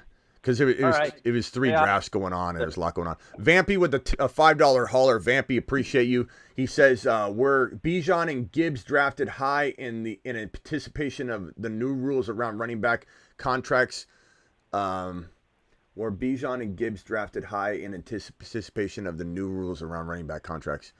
I mean, I don't know what rules you're specifically referring to, but I think what's really good about Gibbs and Bijan going this high and becoming valuable running back assets for their teams aren't playing any games. They're not saying, oh, we're just going to fall in line. You know how everybody said that Lamar Jackson shouldn't be signed and that the league was going to collude and owners were going to collude and not give Lamar Jackson any sort of offer sheet to try and, put everybody in their place. No more guaranteed contracts. And I said to you that some teams aren't going to give a crap. And they're going to say, look, we want Lamar. Now, he didn't get an offer sheet. But I don't know if it's necessarily because of that reason. It was because no one wanted to pay the price tag. He's got some injury concern. There's a lot to Lamar that later on we started to factor in and say, this is probably why, in piecing it together after the fact was like, you bring Lamar in, you got to change your entire offense. He's not a plug and play quarterback. So there was a lot of things that played into, why teams didn't make an offer sheet, offer to him. But there are certain teams that are just going to say, I don't care. I'm a cellar dweller team without a quarterback. You think I'm going to just lock arms with a bunch of quarterback rich owners and teams that are doing fine? Oh yeah, Mahomes owner. Let's lock arms. Don't get a quarterback. Okay. There's only so much of that could really happen. I'm not saying some of the owners didn't collude together and whatever, but if you don't have a quarterback, you're not going to care what this team says. You're going to be like, I don't care I need a quarterback. I need a quarterback. And so at the end of the day, it's like I don't think Atlanta gives a shit about what other teams say about RBs. Let's hold the RBs down. I don't think anybody's colluding to hold RBs values down. But Bijan going to the Falcons, the Lions saying screw everybody else in this trend of not going running back early. We're taking a weapon. We're taking a weapon. And these two guys might help reshape the running back market. You know, because if Gibbs is as good as we all believe he's going to be, if Kenneth Walker's as good as he's going to be, if Breece Hall's as good as we all believe he's going to be, if Bijan is, everything is a cycle. And eventually the running back value will climb back up. Now, could they get franchise tagged? And especially Bijan and Gibbs, they have a 5th-year option now. It's a possibility. And that's where the problem probably lies with the rookie contract, like Ron was saying earlier. Maybe address it on the front end of the first deal, because how many years does Gibbs and Bijan have after their 5th-year option is over and completed? And then they franchise tag you. So then it's like a running back. Can a running back even last 6 years? No. So Ron's solution actually isn't bad when you really think about it and break it down, because 6 years. Like how are you going to get a 3 or 4 year deal after 6 years of playing in the NFL as a running back? It's not as likely. So maybe that is something they look into, Ron. It's not a bad idea at the end of the day. But they could help revamp and reshape how valuable running backs are to teams, as will Walker, as will Breece Hall, as will a lot of players that we believe in. Everything's a cycle. I know everybody says the running back's going to vanish and go away. It's not. I heard the same thing. I've been in this industry professionally, doing this professionally for 20 plus years. Do you know how many times I've heard the running back's dead? It's certainly dying off a little more than it used to be in terms of importance and money and all that. But I can tell you right now, before Zeke Elliott entered the NFL, we heard very much that the running back was dead. Then Zeke Elliott entered the league, and there's a whole bunch of other running backs that jumped in right around that time and revamped and reshaped the running back value. But every 5, 6, 7 years, and people that have played fantasy for over 20 years know what I'm talking about. You've heard the running back's dead. It's all a cycle. It's all a cycle. It's just it's an evolving, changing cycle. What I think could happen, though, differently, is that parents are going to tell their kid, you're not playing RB. Son, you're not going to get paid. And then we'll have to see in 7, 8 years, because it's going to take a while to trickle through the college and high school and Pop Warner systems, how that shapes the quality of the RB. Or do teams start morphing into what we call slot running backs, and you essentially have a player that's playing in the slot position as an RB, also being a running back, but getting paid like a wide receiver. But then at the end of the day, that value has to hold true. They have to have more longevity. They have to be able to do their part in making themselves appear to be wide receiver valuable. Otherwise, it doesn't matter if they play slot or are coined slot running backs.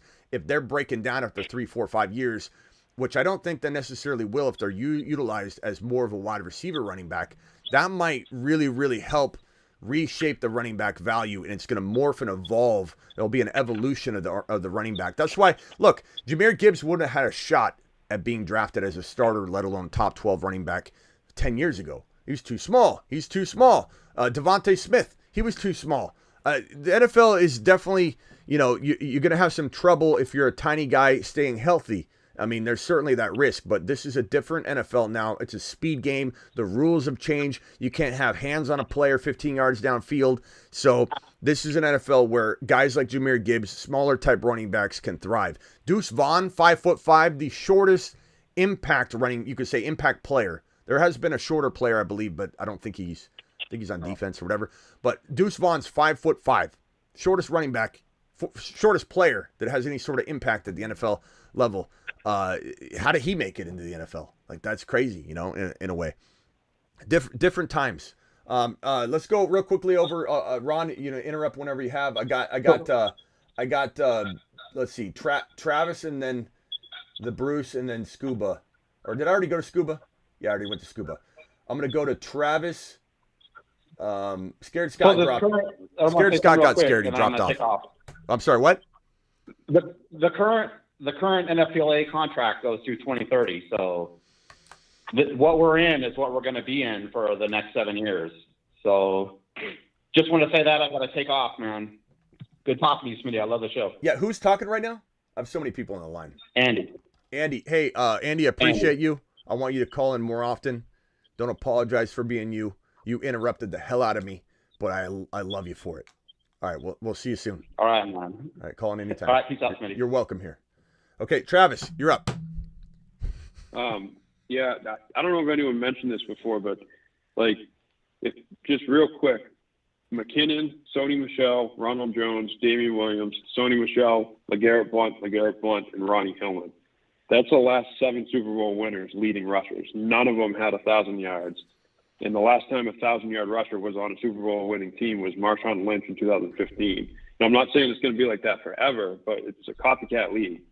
And a lot of teams probably look at it and go, well, look what these teams won with. And that's a flawed argument because those teams had strengths on defense and a certain quarterback and all that. But stupid teams are doing that. Yeah, to your point, it doesn't matter what we believe is the best course of action. What matters is what the owners are deciding to do. That's sometimes when I'm really off base on predicting a news piece.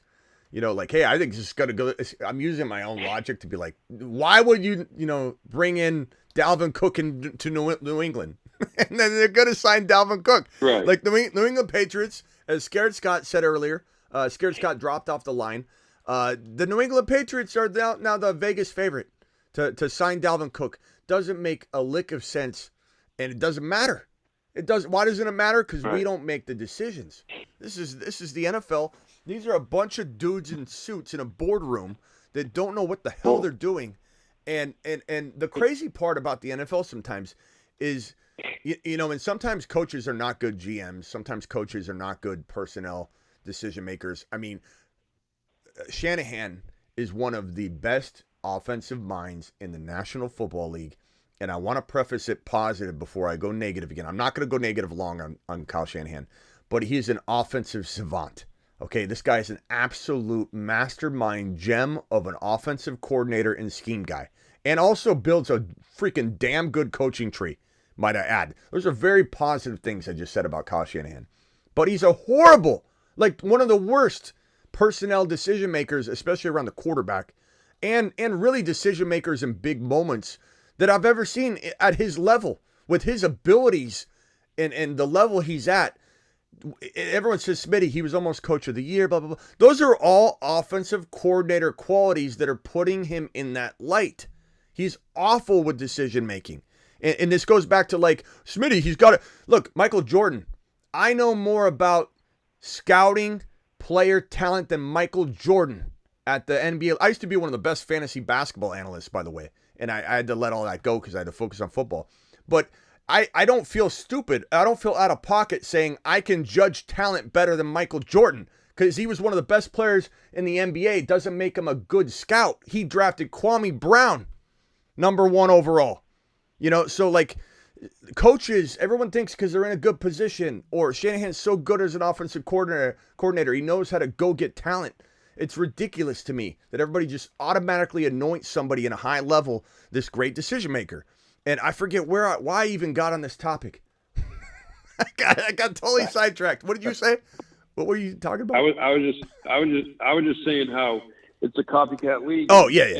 Owners and GMs are going to look and say, "Oh, we don't need a 1,000-yard rusher. We don't need a back." You know what the saving grace will be? Because I agree with you. Regardless of whether I agree with doing it, I agree with you. You know what's going to be a saving grace for the RB? And I'm going to get to these super chats in 1 second before I go to the next caller, and you can hold. You don't have to hang up. The saving grace will be the evolution of the running back. The fact that Jahmyr Gibbs and Bijan Robinson are going to literally light the league on fire. This copycat league will start going, wow, these guys took a running back in the top 10. The pay scale's higher. It's all helping. It's all helping. The pay scale's higher for these two guys. And so they do help the running back position by getting drafted and exploding. And the copycat league will hopefully start to transcend and fix some things. Right. But tough to really say. Before you get on a different subject, as far as you mentioned, like the Patriots and signing Cook are the favorites to sign Cook. Well, Travis this year. Here's my thought, and you can. I don't know.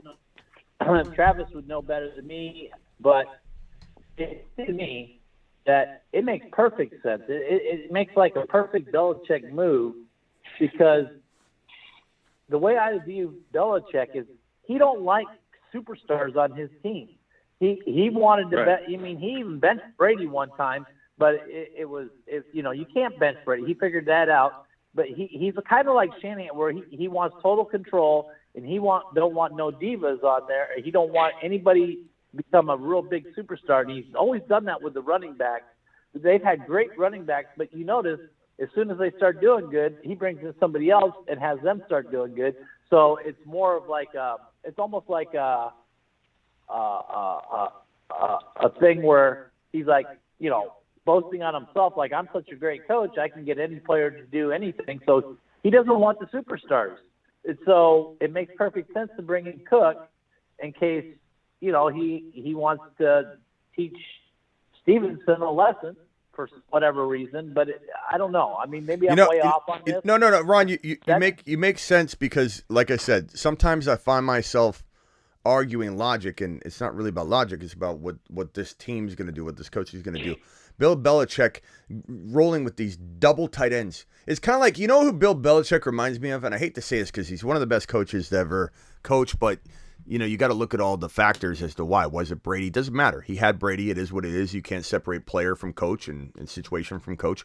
But who Bill's starting to remind me of right now? M. Night Shyamalan. Anybody ever seen M. Night Shyamalan movies lately? It's like this guy hit it out of the park with what was it called? I See Dead People. What was that movie called? Sixth Sense. Sixth Sense. We all watched Sixth Sense, and we said this guy is the best producer or director and writer in the history of movies. This guy's gonna be a gem. We watch Signs, and I like Signs, but it has an all-star cast, so let's give it credit around where it deserves credit. We kind of walked away from Signs going, okay, it's a little weird. Glass of water. Yeah, baseball bat. Right. Like it was cool. It was cool, but we were so into M. Night Shyamalan because of Sixth Sense. We're like, baseball bat, glass of water, destroyed aliens, And then when we saw his third movie, his fourth movie, his fifth movie, his sixth movie, we started to realize that the guy wasn't as talented as we thought, and he had a lot of supporting reasons why the first things kind of succeeded. And I'm starting to feel the same way about Bill Belichick. Guy had Hernandez and Gronk and Brady, and you thought this guy's an absolute gem. He knows how to do it. Then he goes with the double tight ends and Jonnu Smith, and who the hell was it? It was Jonnu and who was it? Hunter Henry. Hunter Henry and Jonnu Smith. Let's replace Aaron Hernandez, and we never saw that thing coming the way that involved. But I swear, you just made me spit out my drink, bro, said D-Class. Am I right about M. Night Shyamalan? We were watching, Miss Smitty and I were watching that. Is that an M. Night Shyamalan movie? The one with the guy that plays in Guardians of the Galaxy, where they knock on the door, knock on the cabin, or whatever it is. I think that was M. Night Shyamalan as well. It's just like these movies. He's a creative guy, but his endings are horrible. It reminds me of Bill Belichick. I haven't seen M. Night Shyamalan and Bill Belichick in the same room before. They might be the same person at this point. The Village was absolutely terrible, says Thomas. The Village wasn't that good, I have to say. And what was that one where the people were falling from the skies and everybody were like, I saw the preview to that and I said, M. Night's back.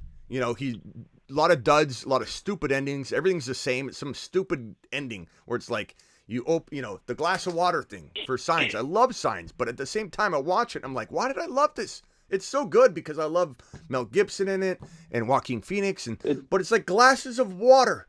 Glasses of water. It makes you feel like you wrote one ending, threw it away, and put another one. Yeah, in. It was crappy. Knock at the cat. I swear that if he hired me to just clean up the ending, he'd be the best director to ever walk the earth. Every single movie would be a smash. He just needs someone. It's like Kyle Shanahan. He reminds me of Kyle Shanahan too. Scheme's amazing. Amazing offensive coordinator. M. Night Shyamalan. Absolute. Like the devil, the elevator thing. All of it starts off great. The idea is great. The concept's great. And he's got this stupid ending. He can't close it out. And that's like Bill Belichick. Know your strengths. Do your job. Know your strengths. Do your job. Belichick Give me a needs coffee, to do it Bill. himself. So anyway, Let me go around the line real quick and see. Bruce, he hasn't talked yet. Bruce, I'm so sorry. Then we're going over Hey, Scuba. Smitty, I got to jump. Is this Travis? I'm going to still be watching. But... Is this Travis? Yeah, I got to jump. Yes, Travis, Travis, can we all give a fire emoji for Travis? I don't think my mod's enough. I don't think anybody enough, to be honest. I don't think Ron Navy enough for all he does. I don't think the Bruce enough. I don't think Scuba for just being Scuba. So let's give a fire emoji for Travis Rowe, who is one of the best mods in the biz. Let's go. To the moon. Oh, thanks. No problem, man. You're a great mod. You are. You're a great mod. Yep. Yeah, happy to help. Yeah, well, I guess if you were, you have a little bit of improvement. Like the fact that you've never put Ron Navy in timeout means that I got to rake you a 99 out of 100. There have been times where Ron Navy deserved just a what is it? Is it 300 seconds? Yeah, 5 minutes. Really? I think. Yeah. Really, you're gonna tell him to put me in time? Wow. Yeah, but the thing is though, if you put Ron in timeout, you bring him back, and just for another 300 seconds, he'd ramble. So you just gotta let him get it over with. I didn't think about that. You're right. I could create a monster that way. No. Ron, I could create a monster. Yeah, you definitely monster. Create a golem. Hey, Bruce, get on the Bruce. Yeah. All right, Ro, appreciate it. Brucey.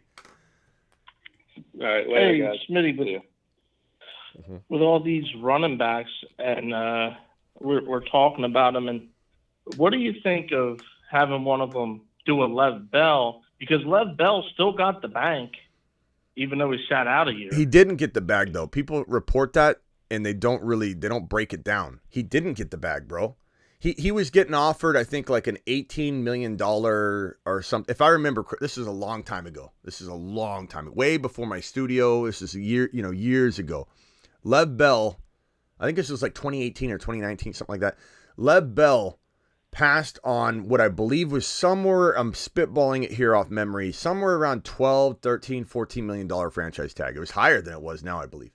So let's call it 12, and I could be wrong on that. It was like 12. And they're off better than the Jets offer. That's how it works. So the Steelers offered him what the Jets were. Right, but here's the catch. Here's the catch, though. He sat out, didn't get the $12 million, but did get a bigger amount. Right, he got a bigger amount of money, but minus $10 million now. Like if he had played on $10 million, stayed healthy, and got that same contract, he was $10 million more poor. You know what I mean? Like maybe he didn't get $18 million. Or maybe he got 20, whatever it was. Let's call it 22 million, 21 million. I forget what.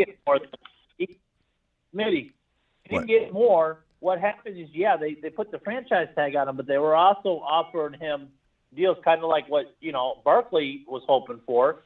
And they actually came in with an offer that was more than what the Jets were offering. Right. And he passed on it. Right. So like looking back, if he signed that deal, that was also, I forgot about that. He could have also at the end of the day signed a bigger deal up front. But if he would have taken the 10 million or the 12 or 13 million franchise tag, played on it, then got his $20 million deal, that would have been $33 million.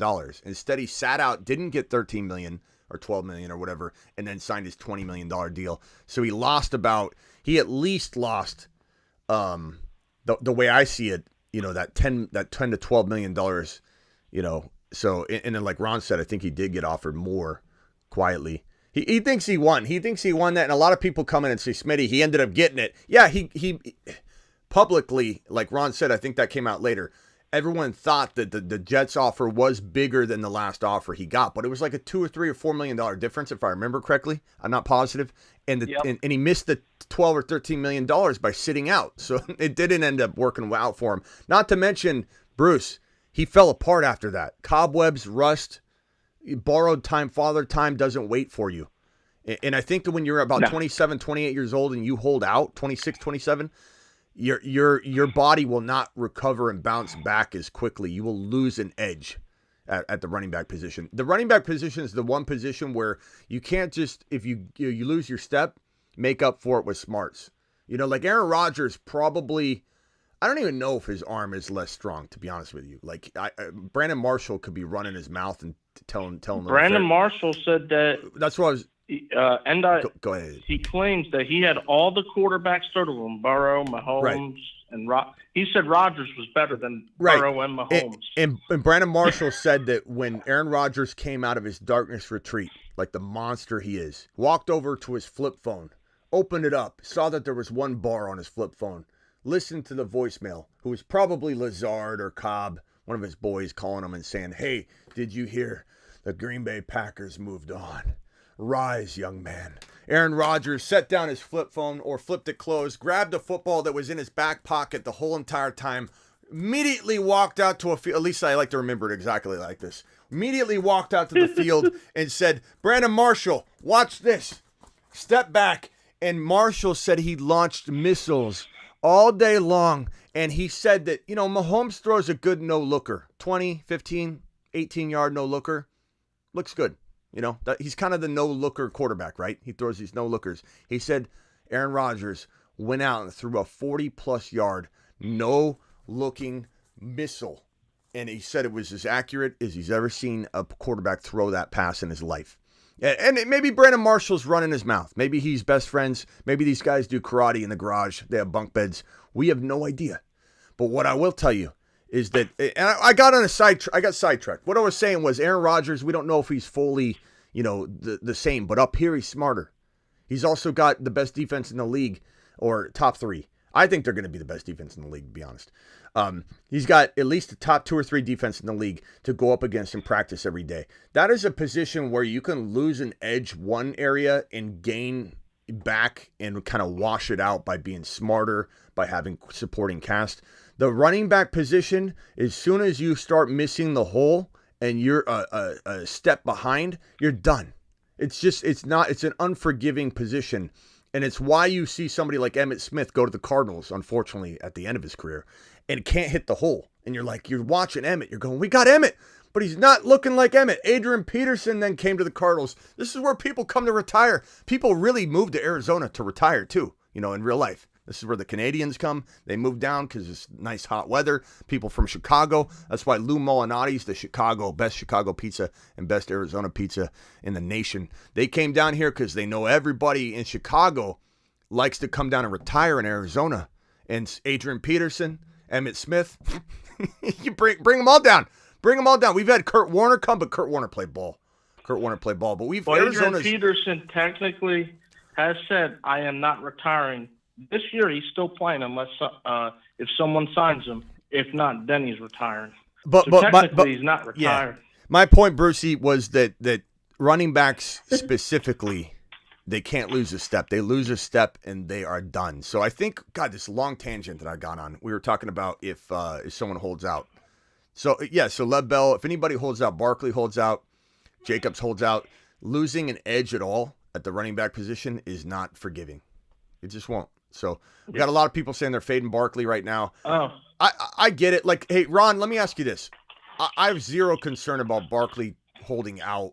I shouldn't say zero. I have very minimal, 5%, 1% worry that Barkley's going to hold out any significant part of like deep August. But and I imagine you feel the same way. But does him holding out right now through August 1st or whatever?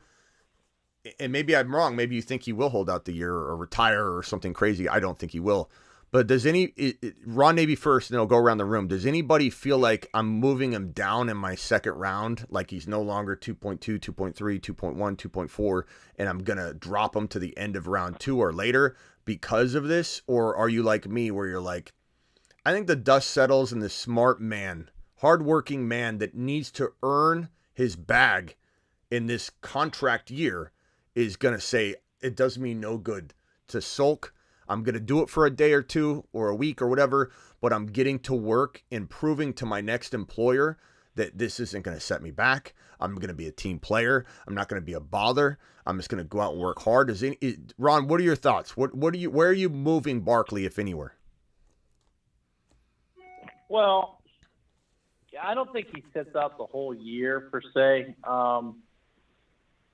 And I'm kind of worried, like if he's not in training camp and all that it's going to affect them as far as it gives them a higher percentage of injury to get injured. Yeah. But then again, we don't know. He could be a principled guy. I mean, I'm a principled guy. You know that, and I have different takes than a lot of people. So if he's a guy like me, and he's fighting for everybody, not just himself, but he's looking at it like, hey, I got Derrick Henry here that's backing me. I got these running backs, they're counting on me. I'm going to do it for the group as a whole, for the position, and I'm not looking out for just me. I'm looking out for everybody. So that's what it comes down to. I mean, how is he thinking? That's and we can't predict that because we're not in his head. We don't know. Yeah, I do agree with you. Again, this comes down to that situation where am I thinking with my logic and not accounting for the player's logic? But I just think at the end of the day, I just can't see him. I can't see him, making a decision to derail his entire career. And I think at the end of the day, whoever's in his ear right now is saying cool off. It's fine, cool off. But at the end of the day, he's going to come back to the table and say, this is the best thing for me to do for this next deal is to go prove myself, show people that I'm not going to become a contract bother or a locker room bother. But like you said, you never truly know. Nobody's going to listen. Nobody will listen to a back like Dobbins or whatever. But a back like McCaffrey, Saquon, those type of backs, Henry or whoever, they're gonna get behind him, and it's gonna take a back like that to make a stand. Now, whether he will do it or not, that's yet to be seen. But I almost, as a fantasy player, though, you got to be aware of that, and you got to take precautions. You got to protect yourself. So I think the first round for Barkley is taking a huge risk. Yeah, I think at the end of the day, though, I would still say this. I would say if he was being offered, and I have 20+ million, but what we're hearing right now is that it was about 22 million. So according to Rappaport and some different people out there, he was getting around 2 tags worth of money guaranteed. $22+ million is what's being said now. $22+ million guaranteed on what we believe to be probably about 14 million a year, but with only 22 mil of it guaranteed. I guess what I would say to that, if I was trying to be objective, and I didn't really know the backstory, I didn't, have seen the way running backs have been disrespected, I'd say, okay, what's the franchise tag? The franchise tag is the average of the top 5 running backs in the league. Oh, okay, so he's getting paid the average of what the market is for a top 5 running back, and he's guaranteed 2 years of it. That means he's a top 5 running back. Is he a top 5 running back? Yeah, he's right around top 5. Okay. Objective mind coming in without any backstory at all would say, I don't understand how this is a bad deal. You're telling me he's borderline top 5. Yeah, he's about 5, and he's getting top 5 salary, guaranteed for 2 straight years. He's 26, turning 27 next year. So basically, he's going to walk into his 28 age season going in and getting another contract if he's still trucking and doing well. You know what I mean? Like, I understand the whole, and I've taken both sides, but I do feel like the market is policing itself in some degree. And as much as I want to fight the fight for the RB, and I do, because of the discrepancy, though, I feel like that's my problem, is that the discrepancy between older wide receivers that, Barkley's going to give you as much as Hopkins is. He's going to give you, and Hopkins has all these incentives built in, and I just feel like, that's the part where I want to fight for the RB, because there shouldn't be a discrepancy. But I do believe that the market should be allowed to shape itself.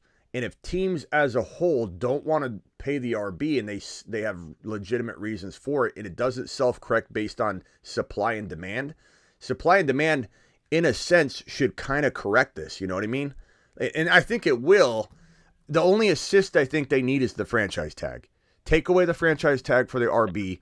It was designed for the quarterback anyway when it was originally implemented back in the day. They didn't want running backs to be franchise tagged.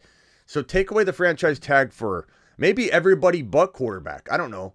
Or just take it away for the RB, and then let it kind of recorrect. The market will recorrect on its own, because of the performance of a guy like Gibbs and a guy. And maybe Ron's right. Maybe no fifth-year option. That would be my two solutions. No fifth-year option for first-round running backs. And also, I would say, although that could incentivize a team to draft you in the first round, and then the pay scale goes up. It's such a tricky thing. It's crazy. But you kind of said it right there, though, Smitty. Is the discrepancy? Yeah. Is because you got few wide receivers that can be a wide receiver and be used as a running back, where you got a lot of running backs that can be used as a running back and a receiver. You got more of them than you do the other way around. So who's more valuable? But the market doesn't put the correct value on what the running backs can do, and still puts more value on the wide receiver, which isn't right. Yeah. Max says this isn't Smitty's first rodeo. That is correct, Max. Smitty approved that comment. Jake the Snake says Devontae Smith. Already got to that one. Vampy with a super chat says I'm saying that if new rules are put in place. Okay, sorry, Vampy, I misunderstood you. If new rules are put into place for the RB, i.e., no more tag, then Gibbs and Bijan are steals on a rookie deal. Okay, I see what you're saying. I don't honestly. There's so many ways to look at it, though. Even like I said, if you take away the fifth-year option, okay, now a running back's not handcuffed into anything. But then you think to yourself, maybe people don't draft RBs without a fifth-year option now. Now, okay, I'll wait until the second round then. Or if I don't have that advantage, or something like that, and the pay scale goes down, and who knows how the hell all things get affected. But hopefully Gibbs and Bijan help reset the market, though, in general, because, I mean, I think they're going to be so valuable that they'll help spark, interest and show that it is a cycle. And again, we heard, our parents were told that the world was going to freeze in the 70s. And they literally, like our parents literally believed that the world was going to freeze in the 70s. And then you hear it's going to, the world's going to, it's going to get too hot. And then you hear, like, it literally is a cycle. The earth moves just, I don't know how many inches or feet or whatever this way as it spins, and every like 30 or 40 or 50 years or whatever, the earth is slightly further away from the sun and goes like, there's all these different reasons for why things heat up and cool. I feel like we're right here like our parents. We're freaking out about the running back vanishing, and I think we're overreacting a little bit. I think that talent wins out. Supply and demand is everything. And if you got a guy like Bijan that goes out and produces like Marshall Faulk and LaDainian Tomlinson, as said on the phone line, copycat league, that's all that needs to happen. And the Lions and the Falcons could care less what anybody else is doing. They're going to utilize their weapons. And so hopefully it self-corrects a little bit. Max, appreciate your super chat. We got Melvin Torres with a super chat. Smitty, you in the clock in the Garrett Wilson draft. Okay, I'll take a look at that in a minute. Thank you, Melvin, for letting me know. Melvin, thank you for the super chat. Melvin, are you still here? I want to make sure you're still here. Travis, Chris, appreciate you all being here. All right, let me circle around the phone line. I have to go here in a little bit. So, Scuba Steve, final thoughts.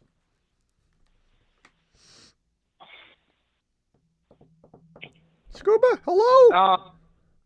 Yeah, Smitty, I'm still here. I'm sorry. What's up? Nothing, man. You guys were talking a lot. I was just gonna say, like with Ron, what you guys were talking about earlier about like the running backs, like they should, like the unions definitely come up with some type of way. I was just gonna say that to add into that is that the only problem is that like with the whole like union stuff is that it's like the stars and stuff, like they have no problems. Like when it comes like to labor agreements, they do have like they try to like get everybody to hold out. But the problem is that it's like the under guys that are barely like making any like any money to even like be a part of like a roster. Like it's always gonna be like those guys where I feel like the owners end up like having like some type of leverage where even if they want to like go like to the table and like try to bargain, they can't, because we've been saying for like the past like the last all these times like when they come to like a new like collective bargain agreement, whereas like in favor of the players, like the owners they find like these like little rules that would like it'll affect like the guys that are trying like to break in where they're not even making as good. Yeah, enough there'll money. always So, be that. No matter what rules, people are here to circumvent rules. You know, in a fantasy league, you create rules, people circumvent them. Everybody's going to push the limits to everything in life, and I mean, I don't know. Yeah, I mean, I know what you're saying. There'll always be, you know, a way to try and do that. I mean, like the franchise tag was designed for the quarterback, really, and then you know. Teams started using it for RB. Like, there'll always be that. You just got to kind of revamp when you can. The players' union's responsible for helping keep that, you know, on track. And Ron's right. Where are they at right now? You know, did they get a little side piece, you know, of cash, little bag, little stocking stuffer that said, hey, No, I want you to be quiet on this Saquon Barkley situation. Hey, don't help Lamar Jackson out.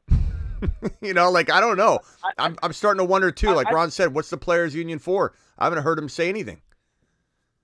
I feel like too is like sometimes they try, but like because like what we're talking about like with those guys like some like the under players like them just accepting like the owners like it just more so like gives like them like more of like Roger Goodell and all those guys to do something. Where even if they did like they even if like the players union like they did like would try to like to say something, I feel like sometimes like when it comes to situations like that, there's just only like so much that they can do just based off like the bargaining agreement. Okay, you know what I mean? you're right, but they could also make noise. There could always be a little bit of a vocal like disgust. You know what I mean? Like they're quiet. Like it doesn't mean you can't voice your opinion or you know, hey, we got some concern about what's going on. Like just those kind of things create, you know, media circus, you know, and they're not it doesn't feel like they're protecting their RB at all. And so it's curious to know why, you know, it feels like it's something that we would hear them speaking out on or whatever. I know the bargaining agreement and all that. You didn't read my super chat, said James. Okay, hold on, James. Let me go find it here. Smitty, you didn't read my super chat. I don't see a super chat from you, James. I don't think you super chatted. Did you? James. I don't see a super chat from you, James. I don't think it went through. You might want to check that. James. Yeah, nothing, bro. I don't have it. Check it. It probably gave you an error or something when you tried. But I don't have anything. I can't even find a question for it. Okay, so real quickly, Scuba, I'll see you later, pal. I got to run for now. All right, I appreciate your question. Are you drafting tonight? Not tonight. Tomorrow. All right, man. Well, you have a good night, man. All right. Later, Scuba. Bruce, final thoughts, Brucey. Go. My thing is, I worked in the union, and like the players, they did really a strike. But do you think the owners would ever say, "You don't work. I don't work for you. You work for me. You know, I don't have to pay you." I don't know, Bruce. Yeah. I mean, that's what we did for a long time. I mean, we didn't work for, I would say, like 6 months. Yeah. We didn't work, none of us, so we didn't get a paycheck. But they make more money than me. James, I'm looking for. Yeah, James, I'm looking for the only thing you've typed that I have on my system at all is this one message. It says, "James Smitty, you didn't read my super chat." I've filtered through. I don't have any other message from you, James, other than that one. So if there was a super chat that came through, please just repost the question. I tried to send a super chat, didn't work either. I don't know if YouTube's having a little bit of a problem. Well, it took my money. No, it didn't, James, because I'm still here for you, James. So you type your question one more time, and I'm reading it no matter whether it went through or not, James, because I take care of you, and I don't want you ever dissuaded from super chatting on this show ever again, James. So drop it right now. Smitty takes care of everybody. Same with you, Sonny. Sonny said he tried. He couldn't get it through.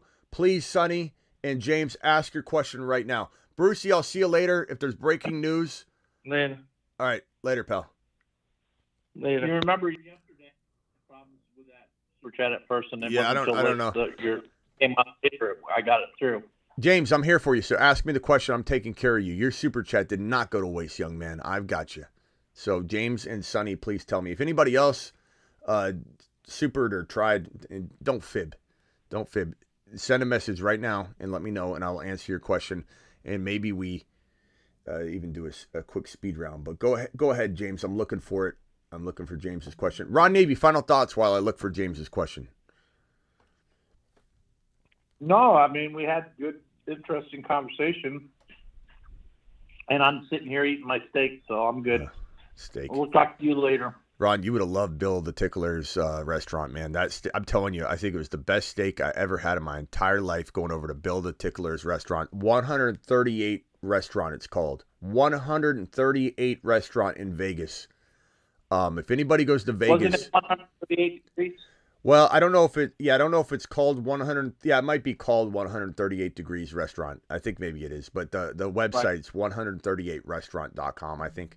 But 138 Degrees Restaurant was the most amazing steak I've ever had in my entire life. Denny dropped a $1 hauler testing out. Oh, look at it, his new picture from Vegas. Denny Dots in Vegas with the showgirls.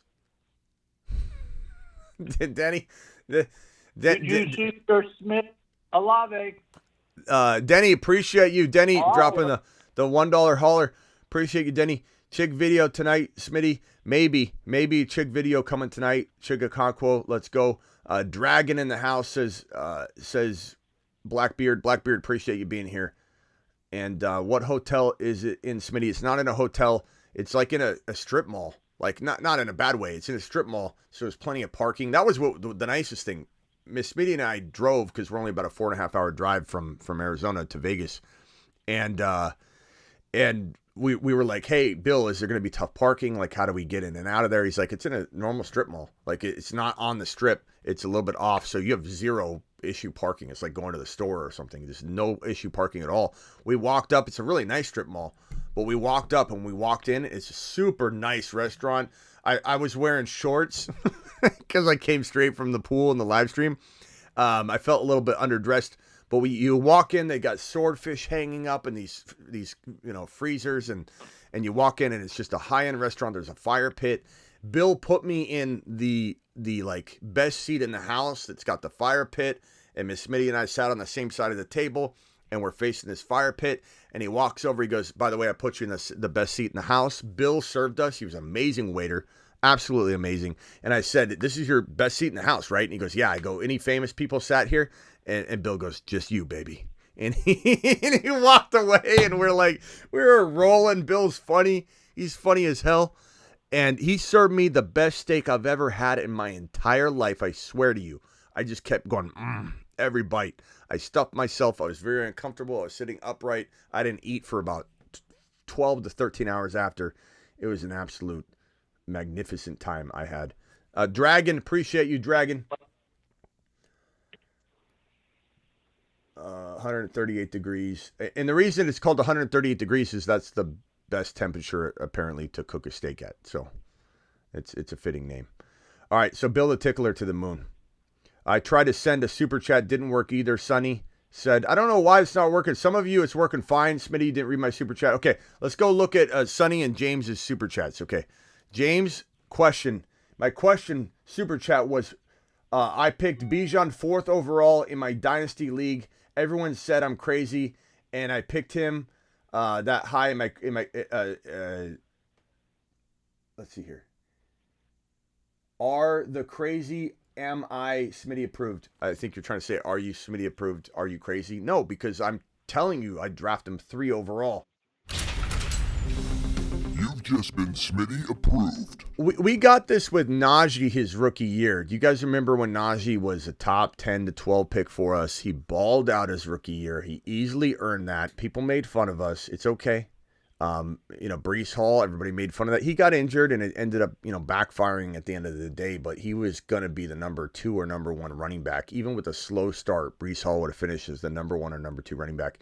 We weren't wrong on the talent.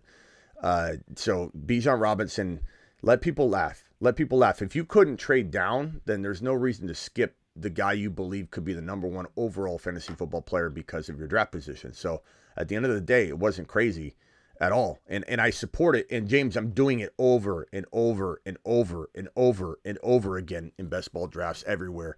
And I'll pick them in a redraft league as high as 3 or 4 without a hesitation in my mind. So James, Appreciate your super chat. To the moon, and I hope you feel taken care of and not dissuaded from super chatting again. Now, Sonny dropped a super chat. Apparently, it didn't get it as well, or was it Sonny? Who was it that had the other one? Sonny said he tried and it didn't work. Sonny, I haven't seen a question from you. I'm trying to take care of you. I'm on the way out the door here. Nobody is talking Dak's contract. Is that what you're saying? Jerry picked Dak. I go 135. Seriously. You talking about stakes? Okay. Smitty, what's your thoughts on Burks, Hopkins, both booty now? I think Hopkins is going to be okay. I know there's a lot of people that hate the landing spot. I don't hate the landing spot. I don't even really know where the better landing spot would be, because at the end of the day, we broke this down, and it's like we think KC is the best spot, but it's not, because, it's a good spot, but they always appear to be like a great spot for the RB. They rotate it. Sky Moore, they draft him. He's to the moon, right? And then they don't use him. Now, Hopkins, they would use. You would not pay Hopkins a bag and bring him in, but they weren't going to pay him a bag, and that's why they didn't get him. Buffalo, who the hell knows what would happen? I want Kincaid to thrive there anyway. So, it's not a horrible spot for him. And the thing about Hopkins, though, the thing that you should take away from that, and one reason I like Hopkins a lot more today than I did, 4 days ago, imagining this landing spot, is his contract. His incentives are through the roof. This is going to make this man work. He gets $3 million in each of the 2 years if he hits these numbers, and they're escalating amounts, so he doesn't even have to hit the exact number. He gets $500,000, $500,000 if he gets 75 receptions. He gets $500,000 if he gets 850 yards. He gets a full $1 if he gets 1050. He gets a full $1 if he gets 10 touchdowns, and if he gets half of that amount, or if he gets a little over half that amount, he gets $500K, gets a $500,000. This guy probably will get at least $1.5 million of that $3 million, almost guaranteed if he stays healthy. So the contract alone should make you feel comfortable that he's going to fight like a dog out there. Just going to be a complete, dog fight for that money. I mean, that's $3 million each year. That's a lot of money in incentives. That's a really, really good. Burks, I never liked Burks to begin with, so I liked him coming out of college, but I mean, walking into this season, him as the number one, if Hopkins didn't even land there, I like Okonkwo better. I'm not saying Okonkwo necessarily gets more yards than him, but I feel like Okonkwo is going to get maybe more touchdowns than Burks would have got. Burks would probably best him in yardage, but right now it's a moot point. He's not a guy I'm really targeting personally, but I appreciate the question. Mike Jones is able to super chat. He says, what are the ideal roster settings for a 12-man dynasty league? I think it's always safe in a dynasty league to go 1 QB, 2 running backs, 3 wide receivers, an additional flex, a tight end, a kicker, and a team defense. But honestly, there's no real ideal anything. You do whatever makes you, your whole league happy. I wouldn't make a setting for me. I'd make a setting for the league. I would let the league vote on it. I wouldn't even let myself vote. And I let the league, that's a true commissioner. Let the league do what they want to do. Don't make a league that you want. Make a league that the owners want. That's the true meaning of being a commissioner, in my opinion. But PPR I love. I don't like half PPR as much as PPR, although all the underdog stuff is half PPR, and that's a good middle ground if everybody's fighting about it. I would not go non-PPR or PPR if you have a divide where you can't make one or the other. Or I'm sorry, if you have a divide where you can't vote PPR, I would only drop it down to half PPR, though, because the content out there is for half PPR and PPR. So why play in a league where the content's not based around that anywhere? Because no one's creating non-PPR content on the regular. No question, just saying Smitty is the man. Hector, my guy, appreciate my boy Hector. Hector's the guy who had that unbelievable team and we all questioned it. I don't question it any longer. I believe Hector did take advantage of his league massively. Sonny dropping a $5 hauler. Many other fantasy shows are low on Breece Hall and worried about his knee. Speculation on Dalvin going to New York. Is he still a Mars man? Absolutely. I don't think the Jets can afford to pay him what is reportedly being offered by New England and by Minnesota. Apparently, they're trying to bring him back, says a lot of sources. I don't know that I fully buy it, but $7 million offer. Who knows what that is? How much is guaranteed? Is it a one-year deal? What does it look like? Is it even happening? Is that total, fabrication? Is New England going to sign him? Is he going to get $2 or $3 or $4 million? Who the hell knows what his contract's going to be? But I don't think the Jets are in the game of spending a bulk of money on Dalvin Cook. So I think you're going to see them inquire. I think you're going to see them lightly dabble, and they're not going to even be considered because the money amount's not enough. If they went out and paid Dalvin Cook, and I could be wrong on this because, again, this is my logic talking, not what a team might do. Teams could do things that we don't expect all the time. But I think why would you pay him such a crazy amount of money that you're beating out all these other offers that are running back needy? And then what are you going to tell Breece Hall? Hey, here's a guy we're paying $7 million, so we got to use him. I don't think they're going down that road. Not to mention nothing but positive, amazing reports coming out of Breece Hall's camp and the Jets in terms of Hall. Hall says he's absolutely going to be ready for week 1. And it's been a thing where it's like he's going to be absolutely ready to rumble in August, let alone, week 1. So appreciate your super chat, Sonny. Sonny is the man with the plan, dropping a super chat like a monster. Mike, appreciate your super chat. Hector, appreciate your super chat. Remember when Hopkins hinted you started possibly a couple months ago going to Tennessee jersey? It became truth. Yeah, so what he's saying is Daniel's saying that when he was in that limousine, the limousine company, we thought maybe the Titans were in charge of this situation, but it ended up being the limousine company, I think, just doctored up a photoshopped Hopkins in a Tennessee jersey, just welcoming him, around town. But he posted the picture on Instagram, and he was trying to, and I think we called this, Ron. I think we called this to a T. We said that at the end of the day, because we had to digest it on the live stream. In the beginning, we're like, oh, this is Tennessee. And then we're like, no, maybe this is the limousine company only. But the fact that Hopkins was literally trying to create a market buzz for himself with the presentation. He had a good visit with Tennessee. He wasn't getting what he wanted anywhere else. And he's like, you know what? Let me just snap a screenshot of this. Let me put it on social media. Let me try and get more players excited, more teams. When I say players, I mean players in the game of getting Hopkins. More teams like realizing this is a good visit. Okay, this is going to happen. Is anybody... Final call. Let me snap a photo of Tennessee. He didn't do that in New England. He didn't show anything going on in New England. He didn't show anything going on in these other environments. He was basically saying things went really well in Tennessee. Is anybody going to step up and steal me away? Going once, bidding war, going twice.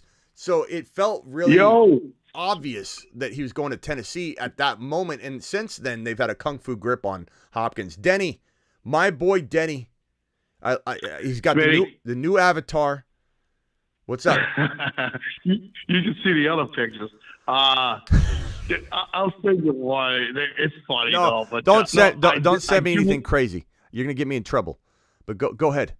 Oh no, I'm not. Jesus, I put you on edge. Okay, I got what I got over there. I got you. So okay. It's all right. Go ahead. Worry about, I want to say Veda, right?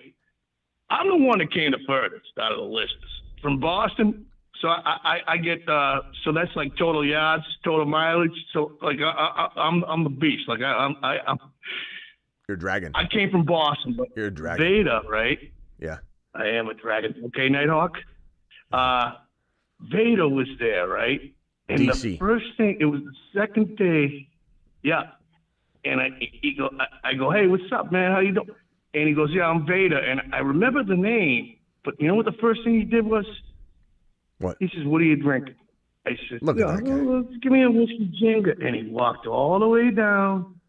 And he bought me a drink and came all the way back. And he's a hell of a nice guy. I didn't stick around that long, but man, I should have grabbed him one. I feel Mars bad. Man. He's a Mars man. Dude.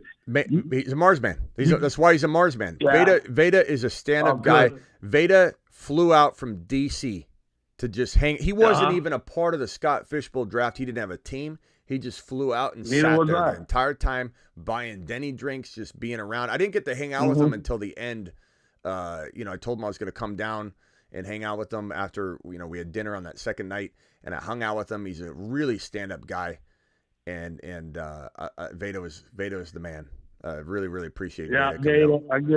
I give Veda much credit. Very, very nice guy. There's only one thing I want to say. another thing is I didn't know. So Bill the Tickler has. I'm only going to say that one time. Bill the Tickler does he have a restaurant out there in Vegas? Yeah, don't you remember having this conversation that one night, Denny, where you're going to come down and kind of squat at our table and interrupt a candlelight dinner between Miss Smitty and I, and you're like, "I'm coming down, Bill," and Bill's trying to offer this romantic setting for Miss Smitty and I. He is a waiter at a restaurant in Vegas, okay. and the guy is amazing. I like I said, I even offered to change his name. He's like, "That's not my place. I'm Bill the Tickler to you."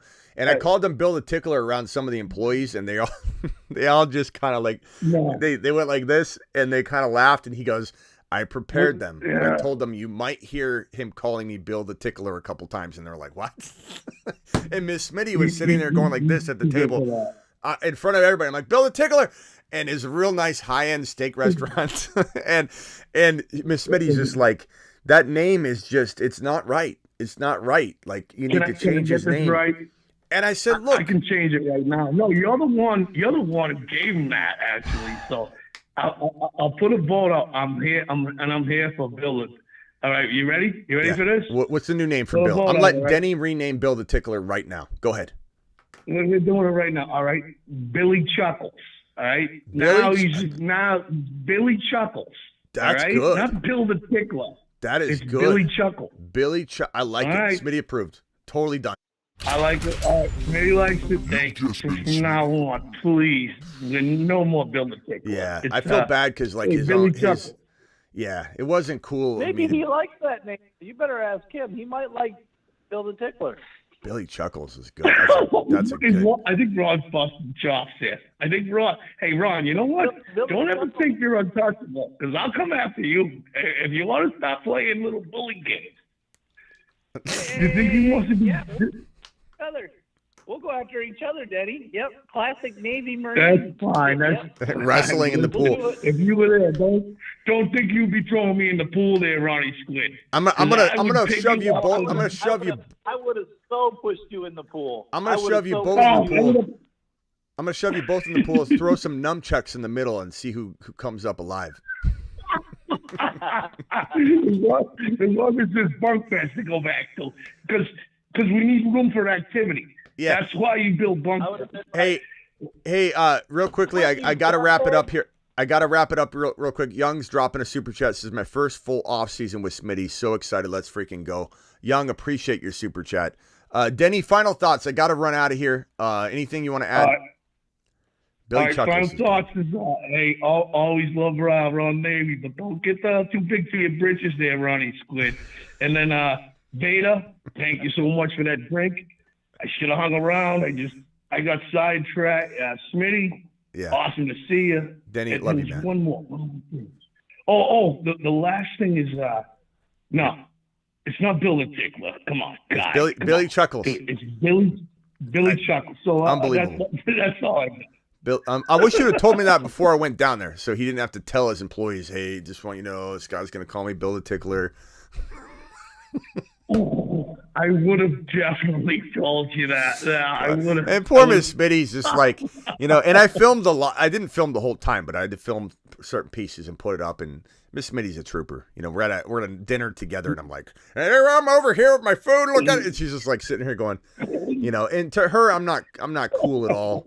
My family doesn't. When I walk out of here, I know some people here watching just envision that when I walk out of the studio, like I'm going to end the show right now, and walk out, that my family is going to be sitting there all lined up. I can tell you right now, it's not. It's all disappointment. It's all, where the hell have you been? You've been 2 hours over. You said you were going to be off an hour and a half ago. My family's. I'm going to do a YouTube short skit on that. That like when I walk out, in my mind, in my dreams, I walk out and everybody's just like, "This is our father." Hey, Smith, I gotta say something though. But in your mind, when you walk off, you're that you're like the Nighthawk in Step Brothers when he's half like arrow. He's got the bow and arrow, and one half of him is like a mule, but he's just this like a soundbird of my generation. Yeah, in that other group. But, right. I got to say, one more. Blackbeard. You called Blackbeard Dragon. He called me Dragon. You are Dragon. Dragon. So Blackbeard. Yeah, shout out to Blackbeard and Rock Out, and that's that, man. Hey, you guys have a good night. Hey, all right, Ronnie. Good. Yeah, Dragon. We'll see you later, and get ready for we're gonna try and do a 2024 Smitty Ball at Stadium Swim. We're gonna try and set that up. Okay, so hang tight for information on that. Appreciate you, Denny. We'll see you later, pal. Yeah. All right, Juju Schuster. Yeah, later, man. All of it. Say all of us, Smitty. Say all of them. It doesn't matter. Oliver, It doesn't matter. Juju Smith, Oliver. All right, later, Denny. You got to go. Appreciate you, man. Later on. Bye. All right, Ron, final thoughts. 10 seconds. Later. Bye. Later. See you later. All right, I'm out of here. Rock Out dropping a super chat, $2. Ron, Navy, and Denny in a mud wrestling bash. That would be epic. Rock Out, appreciate you. Rock Out rapping while they're wrestling. Play by play. Thank you, Marty. Appreciate you, Marty to the moon. Super chats to the moon. Appreciate you all. Sonny dropping his. Many of the fantasy shows out there low on Breece Hall. I'm not low on Breece Hall. I don't know if I really answered that, Sonny, yet, but my answer would be this. I would say, you still here, Sonny? My answer would be this. I truly believe that Breece Hall is fully, in line to have one of those amazing recoveries. And I don't think you should just be lumping him together with JK and Saquon. It's all case by case. And the fact that this guy is getting raving reviews, totally ahead of schedule, had a cleaner ACL tear than Javonte by a mile. And the fact that we've seen other recoveries before, and you can't just say Adrian Peterson's an anomaly. No one's saying that Breece is going to go out and run for 2,000 yards, but I wouldn't count him out from being that productive or that good per touch or whatever. He could go out there and rip it off. And look, he's going to have more room to run than normal because Aaron Rodgers is spreading that field. And so he might get a bunch of Aaron Jones type action. And maybe Breece Hall has 80 yards and a touchdown week 1. Maybe he has 110 total yards the next week, but never 100 yards. Maybe it takes him until week 3 or 4 or 5 to get 15 carries a game. And he somehow survives with touchdowns and receptions in a way that is a wash in terms of, we just don't know how it's going to play out. But Breece Hall, I fully believe at his age, his talent level, having the cleaner ACL tear of other running backs comparatively, he's going to walk in, especially with all the ahead of schedule reports, and be an absolute monster. If they sign Dalvin Cook, we'll readdress the situation. Jose Calderon in the building. My wife tells me to wash the dishes after watching Smitty for 2+ hours. Is that because of how we talk here? Or is that because you owe her now, and then that's fine. What the missus says goes, okay. So keep the wife happy so that you can have the show in your life. I'll see you all later. Appreciate you, Marty. Appreciate you, Jose, Playmaker, Hazelnut, Space Ricky, D-Town, Sonny. Thank you for the super chat. Blackbeard in the building. Marty, Robert, Andrew Grace, Matt, D-Town, Silver, Hazelnut, and the super chatters of the night. Appreciate you all. We've got E-Rock, Alex, Overcome, Jake the Snake, Bella, check yourself, Spencer, appreciate you, my guy, Vamp, Melvin, Max, Vamp, Denny, Mike, Hector, Sonny, Young, Rock Out. Peace out, everybody. Go get Dalton Kincaided.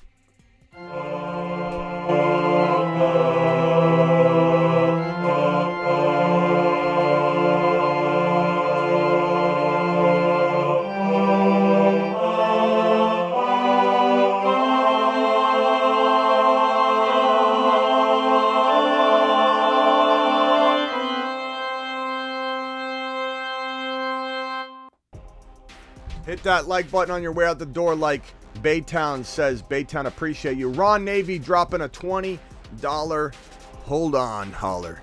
Alert. Super chat alert. This is now coined. We just now coined it.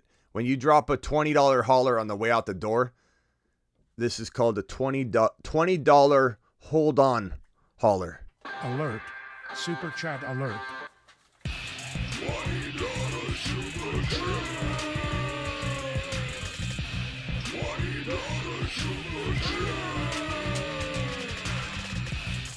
Alert.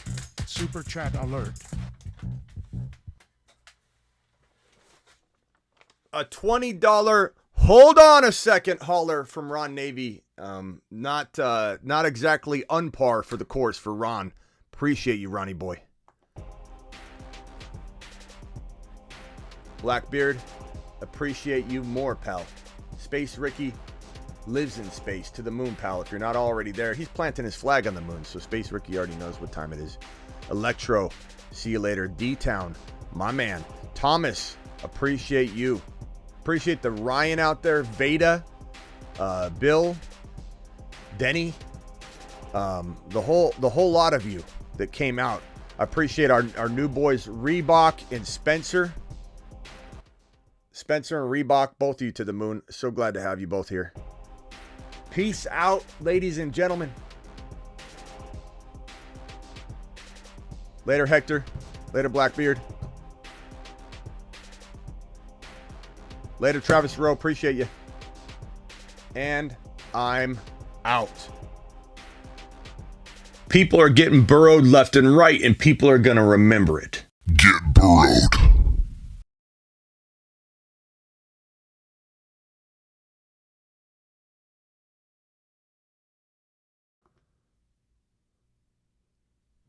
We got another. One more. See you later. Not yet. What was it? What was it called? It was called motion detected at the front. What did I say it was called? One more $20 wait a minute hauler. I think it was. God, I got to write that down. Alert. Super chat alert.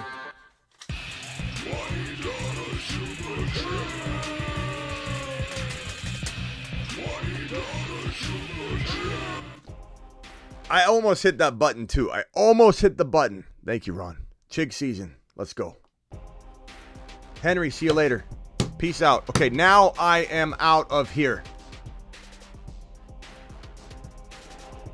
Brees Hall is 8 foot tall. He will always answer the mother freaking call. Don't let him fall. In the third, don't stall. Just give Batman the freaking football. He's Brees. He's Brees. He does a whole of a job. A whole of a job. A whole of a job. Brees Hall, please report to the moon. He does a jale. One more $20 wait a minute hauler. If that's even the right way to word it again. Alert. Super chat alert.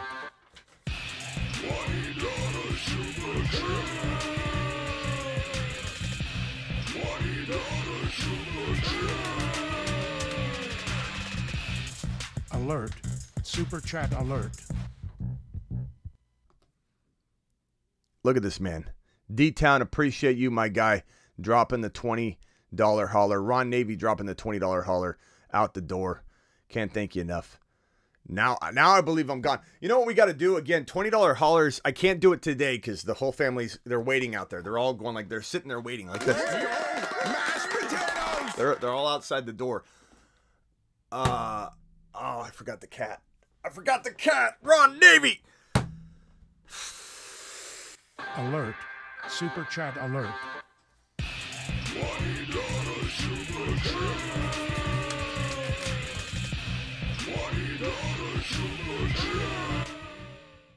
Oh, I just got a text. The cat. I'm in trouble. One more $20. Alert. Super chat alert.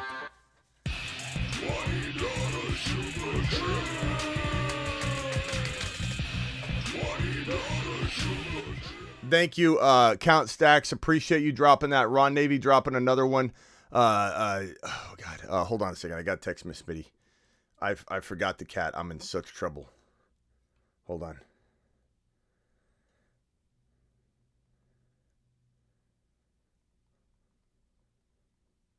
Oh God, I'm in trouble. Can I stay in here? I'll see you all later. Oh boy. Oh boy, I'm in some serious trouble. Barkley versus Stevenson. I mean, honestly, you could make an argument right now, Bobby, but I'm gonna go Barkley, but that could change in the coming days and weeks. I'll see you all later. Appreciate you all. Yes, those super chats are going to Miss Smitty tonight. All right, peace out. People are getting burrowed left and right, and people are gonna remember it. Get burrowed.